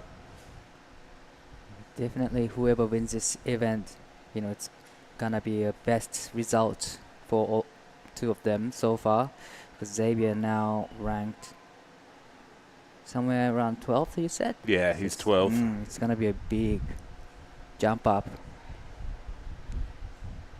So we'll take this opportunity to thank all of the amazing staff. The surfers have loved it, we've loved it, and it's quite fitting the boys have this little glassy window to wrap up the men's final.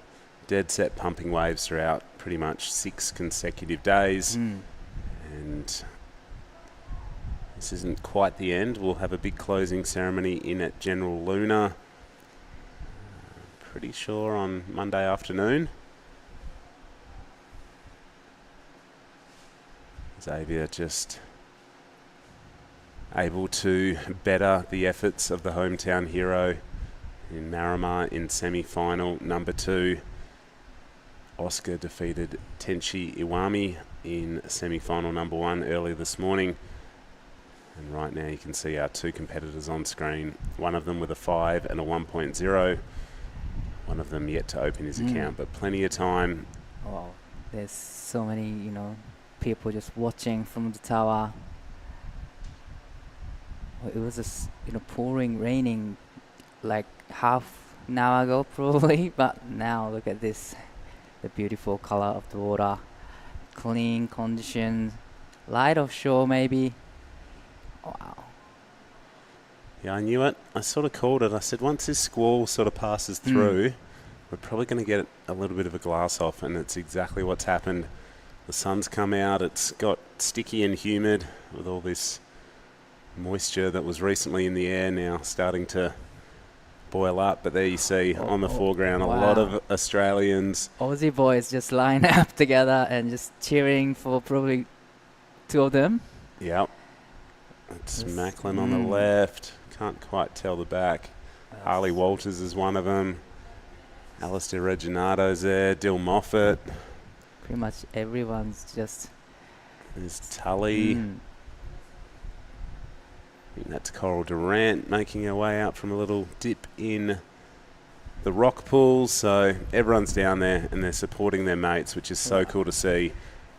Here he is, Xavier up and riding, floater section, straight into this really hard section, and right out of it so clean. That was a great ride from Xavier Huxtable. That was his first wave. He's looking for 6.0. We'll have a look at this again. It was a short wave and tight, but still managed to put 2 turns in. Wow. The last turn he was like flying. He had a lot of speed coming out of those manoeuvres. A pretty critical wave. So Xavier now on the scoreboard in this final. We'll confirm the score as soon as we can. And here's the replay. Wow, you can see Tully cheering him on. This is a great shot. Wow. And a bit of support there. So maybe that crowd is divided in 2. The right-hand side look like the Xavier Huxtable supporters. Maybe the left-hand side of that group of Australians more in Team Berry, but... Well, it's great to watch, all the people just coming to the beach, even, they are not in the event, but still try to support their friends. in the water. And the last wave for Xavier comes in 6.33 to open up his account. That is actually a good score, 6.33. Yeah, 2 manoeuvre wave, but they were critical sections. He got to them with speed. He flowed through the manoeuvres, and right now we'll take an early lead. So Oscar Berry needs a 1.34 to go into first, but 6.33, the new benchmark set by Xavier. Really, Oscar will be hoping for something better than a 6.33 in the next 25 minutes. But remember, the Oscar Berry did a big air in the semi-finals this morning. It was one of the insane air ever seen in this event to me. And I wasn't too sure what point he got for that, but probably like range of 7 and 8. So probably he's looking for the ramp again.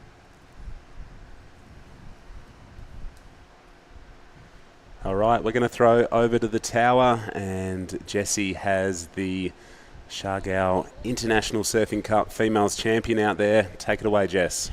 Yes, you said it perfectly, Justin. I am with the champion here, Sierra Kerr. What an incredible win you just had. You've just taken home 5,000 points here.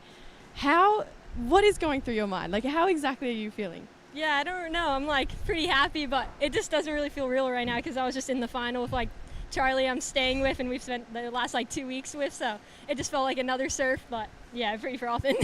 We were just having a little chat. Tell me how you adjusted in that heat, because it went from, okay, maybe I'll get some barrels, to maybe I'll do some turns, to it's airs or nothing right now. Yeah, I think that heat went for like 4 seasons. It was like pouring rain where you couldn't even see in the beginning, and then it went like onshore, and then it was like lighter onshore, but then sunny, and I was like trying turns, and there were so many steps in the wave, and I was like, oh, this isn't working. I'll just try and do an air off one of these, and then it worked the first time, so I just kept going with it. You're taking home 5,000 points. The goal is to remake the Challenger Series. This is why you're here. What kind of learnings did you take of the Challenger Series to bring back to this event to now walk away with the win? Yeah, I wasn't really trying to make Challengers last year, and then I ended up making it and did a couple, and I was like, oh, I just want to be filming this year, and then next year I want to be on the Challengers, so I've really put my effort into like this comp, and yeah, pretty frothing. And then going into Taiwan, that's a big confidence boost. For sure, yeah. Hopefully get another one and, yeah, be able to make Challengers. That'd be frothing. Now, you told me before there was a bet on the line that if you or Charlie won, someone had to get a tattoo. Do we have confirmation on what this tattoo is? We've been playing a card game, and when you lose, you get -3 points, and he was losing a bit, so he said, oh, if you guys win, I'll get a -3 tattoo. So, yep, it's happening. It's happening, guys. We're going to have a -3 tattoo. Everything's going to happen. Tell me, Sierra, now what happens? What happens for you? You're going to stay and hang around here for a few days? Are you going to go straight to Taiwan? Or are you just going to sit and soak it up for a while? I think I'll hang around here. It's pretty bloody mental here, so try to get some more waves and, enjoy being here and then head over to Taiwan.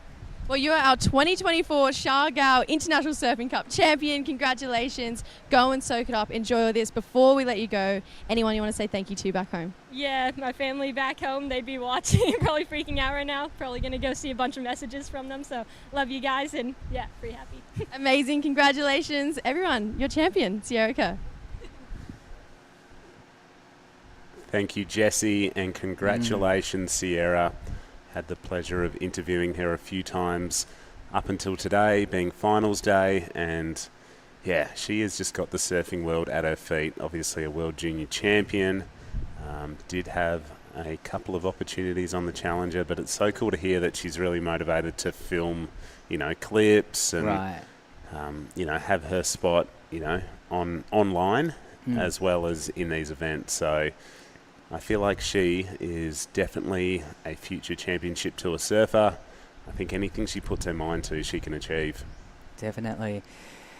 In the semi-finals, she did actually everything, we could ask for on this wave.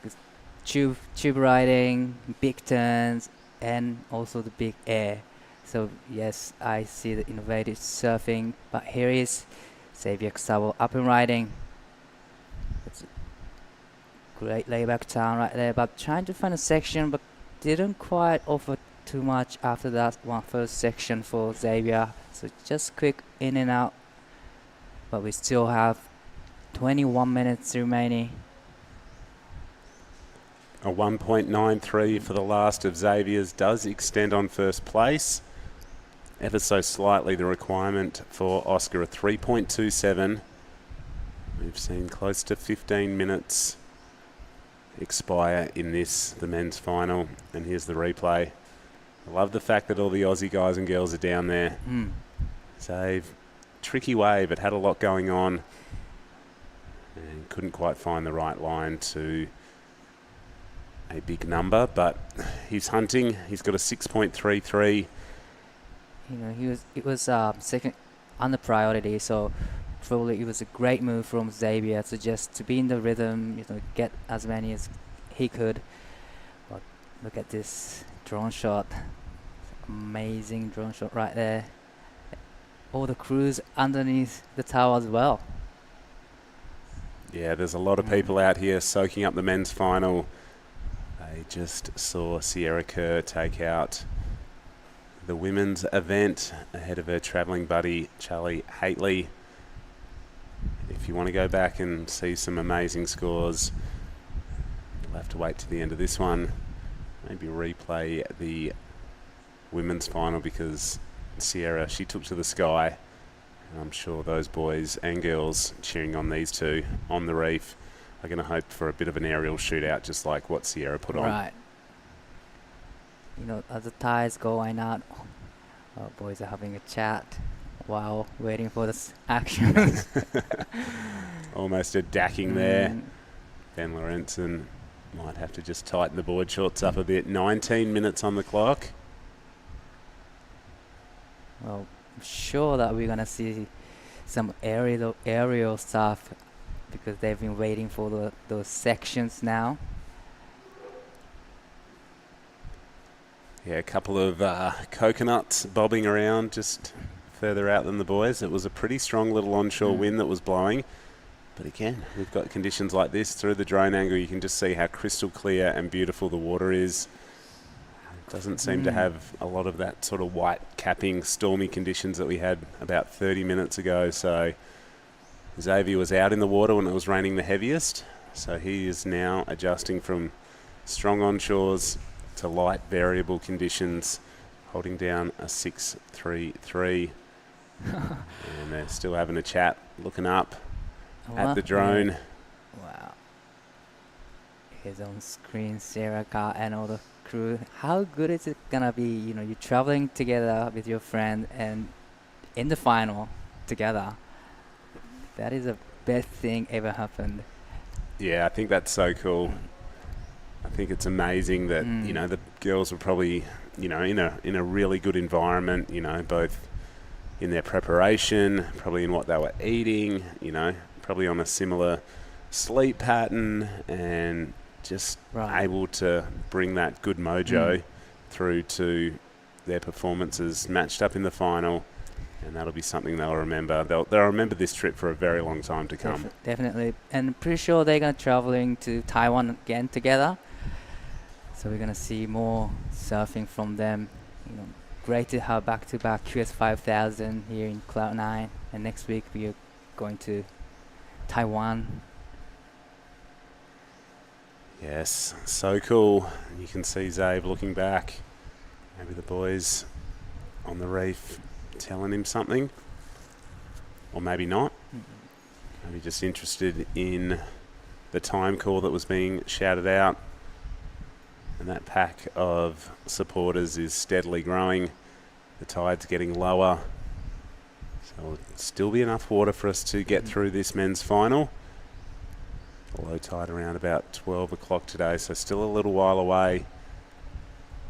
You can see the boys just looking, hoping for an opportunity to really stamp their mark on this. The men's final, Xavier has the lead. He's taking this wave underneath priority. Big first hit for Xav. And a second. And at the back, Oscar Berry is up and riding. It's going to be a very important wave for him. That's a great car. Straight into second on the bigger sections. Can he ride out of it? Unfortunately, he went down. That was a big section to hit. Double up. Really hard section to, get right out of it.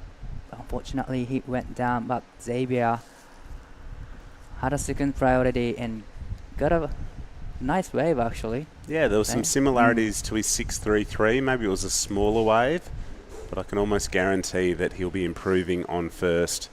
The 193 isn't going to be on his scoreline for much longer. The judges will probably look at his 6.33, compare the criticalness of his manoeuvres. He's just checking the equipment, so maybe the tide is getting a little bit lower. Yeah, really love the double up wave here. Good wave selection, and really love the first turn and second turn. Yeah, like you said, it's kind of similar to the last wave he had, and here is Oscar Berry. Yeah, Oscar, big first carve, but unable to stomp the closeout section manoeuvre. So a 5.23 has locked in for Xavier. This was a fairly similar scoreline that saw him overcome Marimar in semi-final number 2. Oscar Berry backs up his 5 with a 2.5. His requirement a 6.56 to take the win and become the Cloud9 champion. We still have 15 minutes, less than 15 minutes remaining. Still plenty of time. 6.56 isn't big score for Oscar. He's probably looking for the ramp for air that he did in the semifinals. That probably will give him 6.56. Yeah, we saw him really strong in this first semi-final earlier today. The air that he stomped was probably one of the best on the men's side for sure. And from memory, I think it was an 8.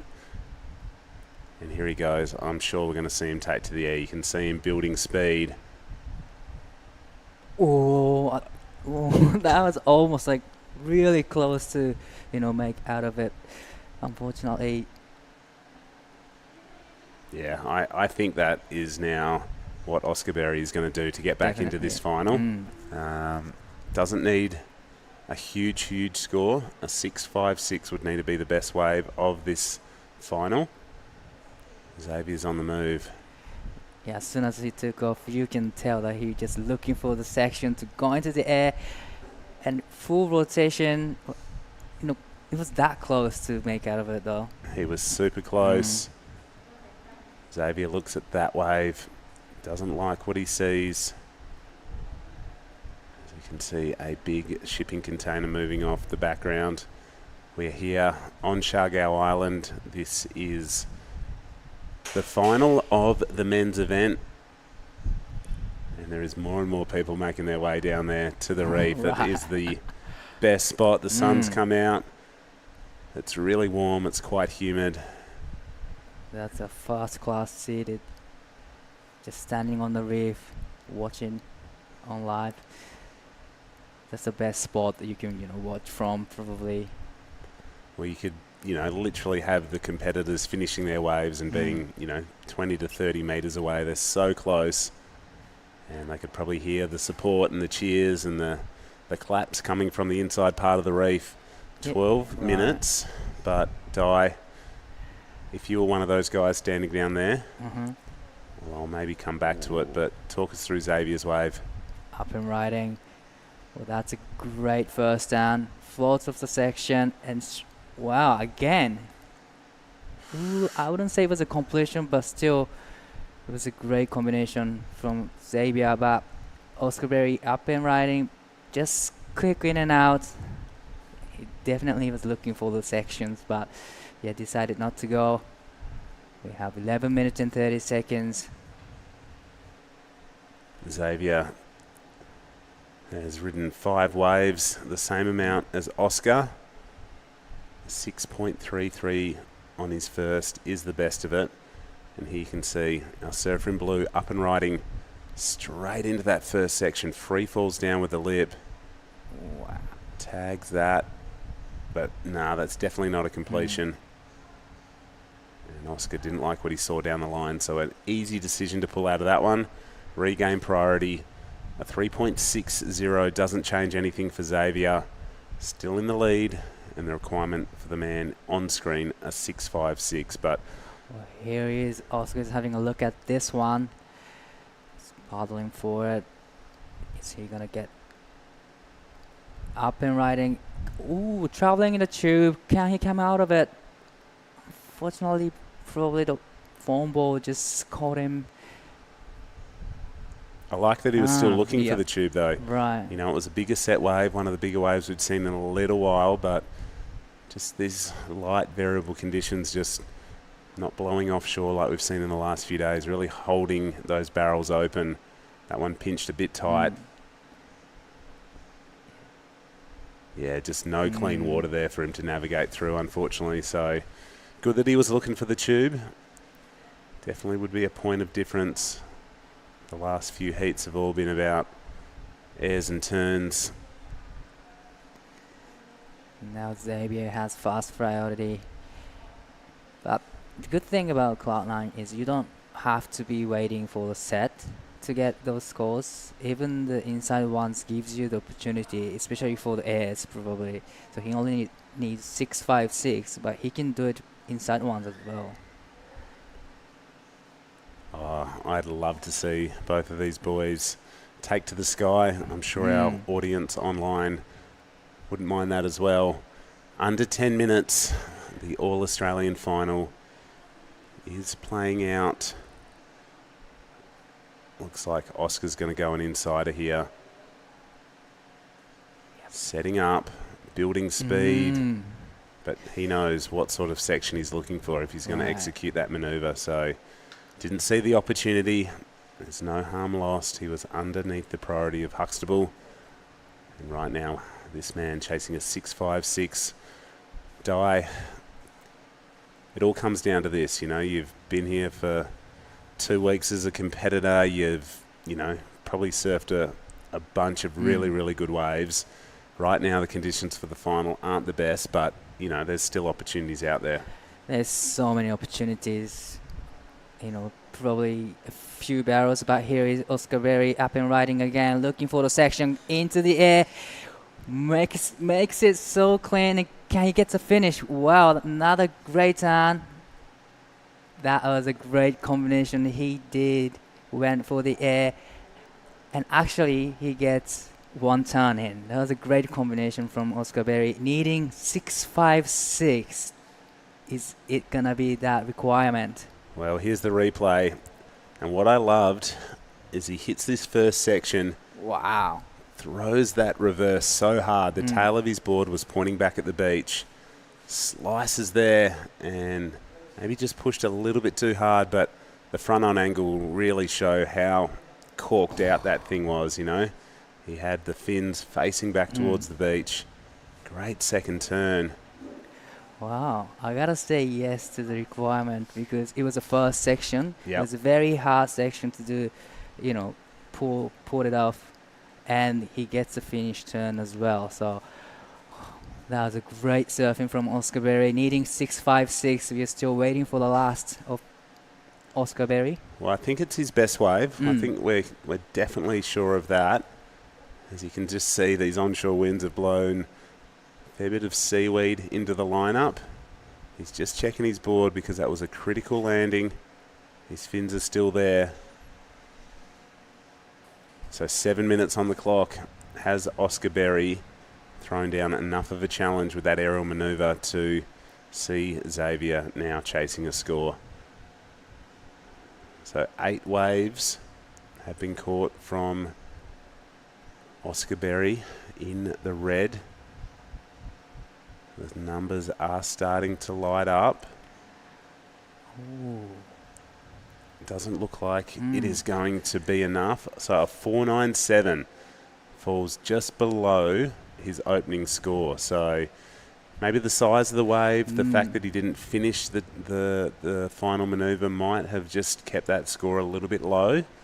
So still chasing a 6.56 with 6 minutes on the clock. Even though it was a 4.97, now he knows how to, you know, pull that off. So I can't wait to see him on the next wave. And probably Xavier was watching his surfing, and he knew that he made the air. So probably he's gonna go for the air as well on the next one. So next 6 minutes. It's going to be exciting last 5 minutes. Yeah, well, right now, Xavier, he doesn't really have to do anything. You know, to extend on first place, he would be looking for a wave better than a 5.23.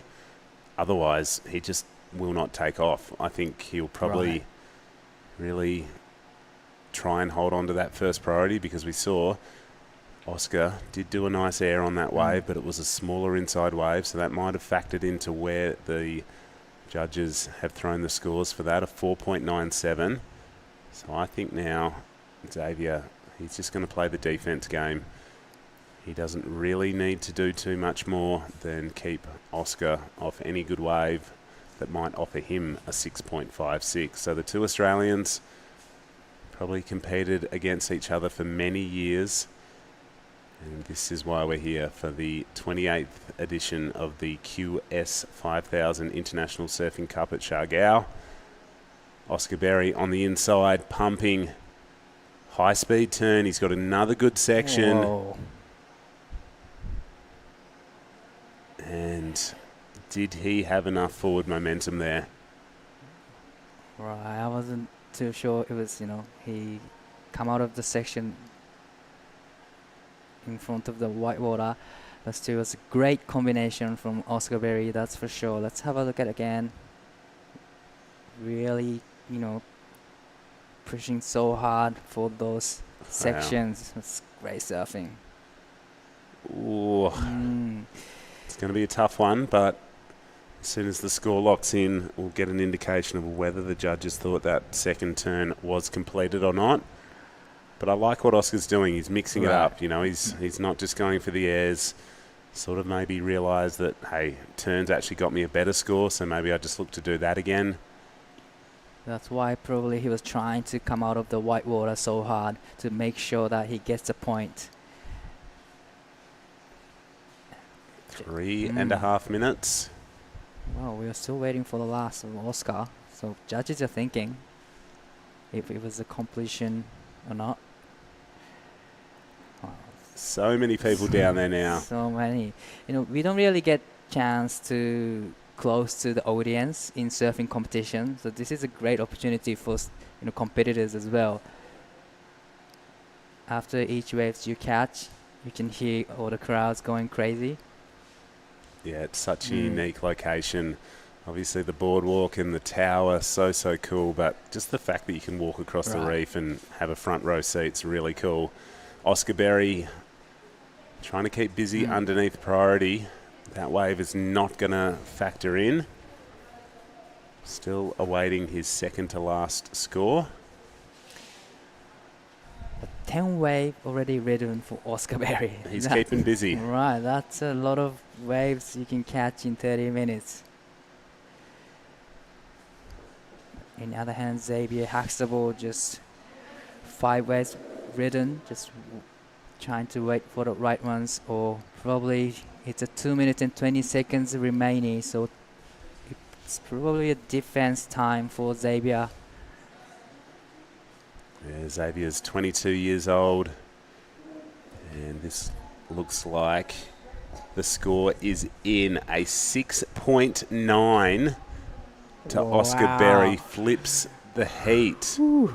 So they are calling that a completion. Right, so and the best wave ridden of the final. So now Xavier, what does he require? We're going to have a look at the replay, and we'll really break this down for everyone watching. But this has been deemed the best wave. First hit was really critical, and you can see pops the fins out. And that was a completion. Comes in 6.9. Now Xavier needs 5.58. We have less than 1 minute and 30 seconds. Well, what a comeback from Oscar Berry. We did wait a bit to get those scores, but now Oscar Berry is in the lead. So 1 minute and 10 seconds away to the win. But now Xavier Huxtable needing 5.58, which isn't a big score for him. Just needs to get right ones. But here is Oscar up and riding again, waiting for the section to stand up for him and going for the big air, full rotation. But he went down. That was really close.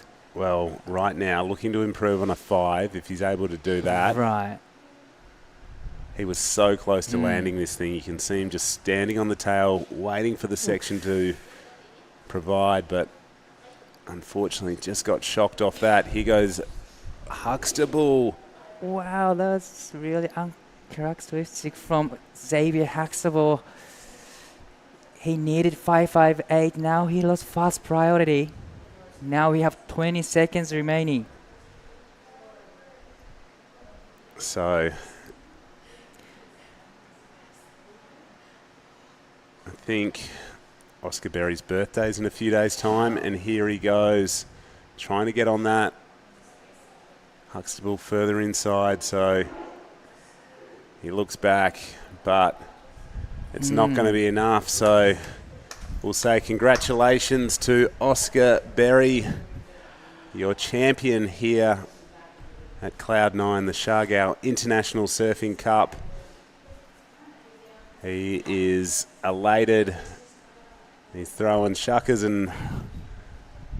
How is the crowd right now? Yeah, there he is. Oscar Berry, congratulations. What a massive performance. Swinging the result in the last few minutes. He's going to embrace his mate Dakota Walters right there. And although not a highly successful year on the Challenger Series, this must feel pretty good. Definitely must feel so good. This is, like you said, best result for Oscar Berry. Now he will be jumping up the rankings, flying up the ranking probably. Yeah, most definitely. So Oscar Berry, he sees his fellow finalists just behind him, and it was a bit of an arm wrestle, but they're going to hug it out. And there is just, really good camaraderie between the Aussie competitors, even the caddies there. Jack Thomas gives Oscar a hug. It was a arm wrestle of the final. In the end, our man in the red has taken it out. Probably he's just talking about his last wave. It's like, what did you do? How'd you get that 6.9? He's going, I just banged it a couple of times, got the fins out. And we are going to go to a short commercial break, and we'll be back probably having a chat to this guy, your champion of the men's event here at the Siargao International Surfing Cup.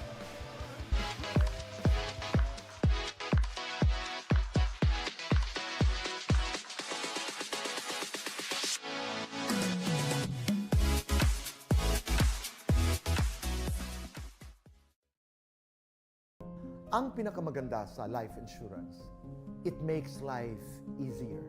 Katulad na lamang halimbawa, let's be very honest, Manila Banker's Life, na nariyan in your moment of grief.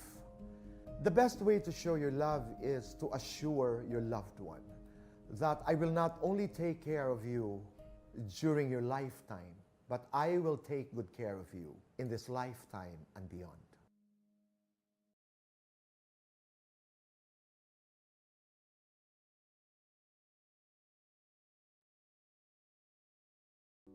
Bakit mahalaga ang life insurance? Yung experience pala na pag ikay nawawalan ng mahal sa buhay, hindi mo kaya mag-isa. Ang lungkot, sasadsad ka, gagapang ka, iiyak ka.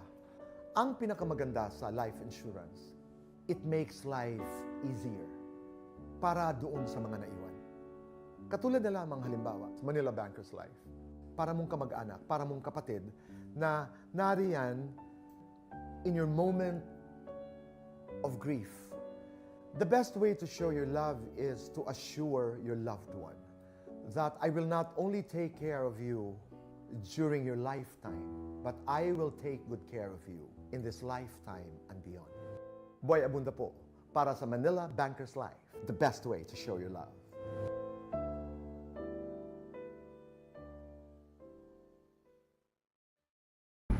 When there's still so much I can be, do I stop here? She don't stop. She don't stop with Gomo. Don't stop. She don't. Do I stop here? She don't stop with Gomo. She don't stop. She don't stop with go-go. Do I stop here? Cut! Next! There's no stopping me. Gomo anywhere I want, anywhere, anytime. We don't stop. We Gomo.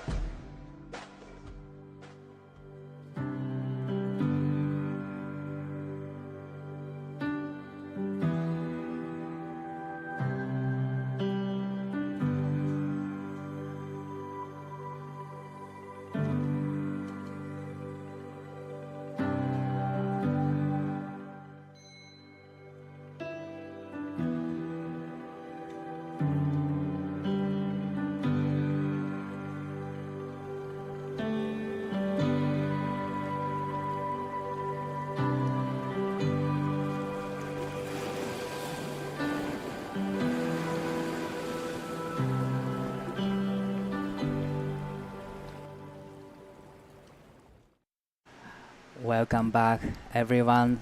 So on screen you have the winner, Oscar Berry. Is a winner of the Siargao International Surfing QS 5000. He is on the way to the stairs.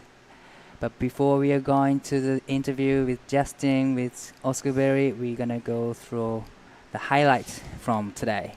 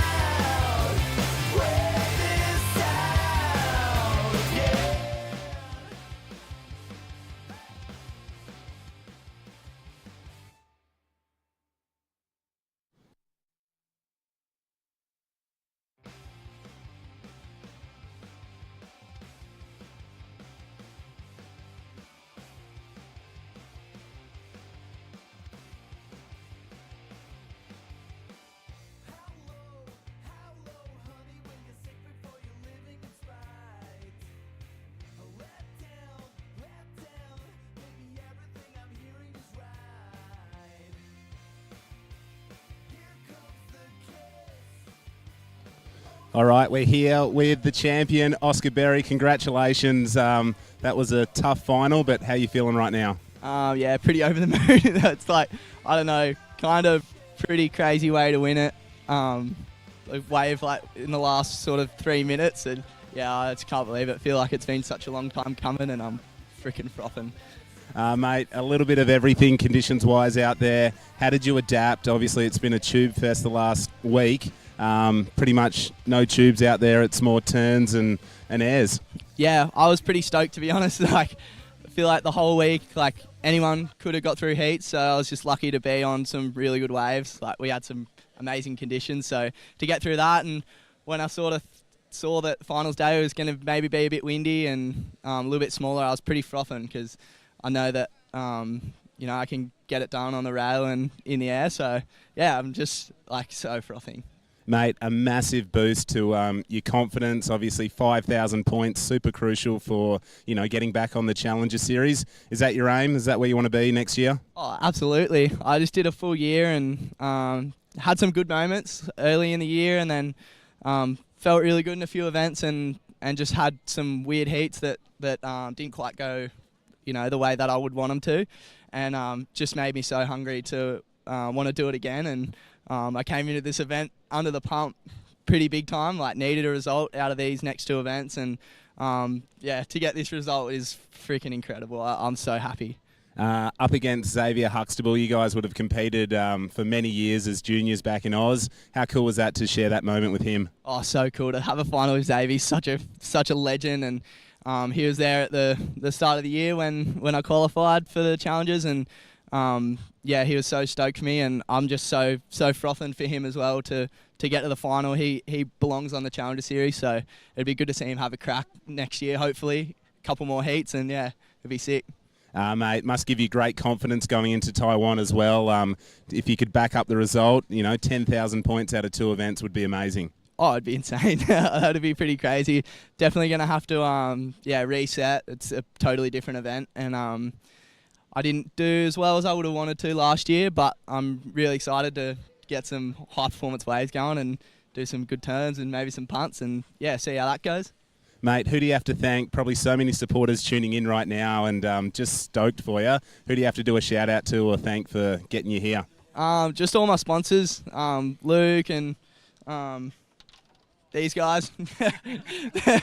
I'm just so thankful for everyone's support, and I want to thank Mum and Dad, my sister, and everyone at home, all my mates, and I'm just so thankful for the support, and it means friggin' everything to win this comp, and I'm frothing. Two Aussies, obviously Sierra's taken out the win, but not many Aussies have etched their name into the Perpetual Trophy. 28 years this event's been going. Obviously Marimar's dominated, but how good does it feel to know that the 28th year was yours? Pretty crazy. I haven't won an event yet. This is my first first QS event that I've won, so for it to be this big of an event, and in pumping waves, and in a bit of everything, I'm so stoked. Well, there he is, your men's champion, Oscar Berry. We'll rev him up and look forward to seeing him at the closing ceremonies in a few days. Your champion here at the Siargao International Surfing Cup, this man right here. Yoo!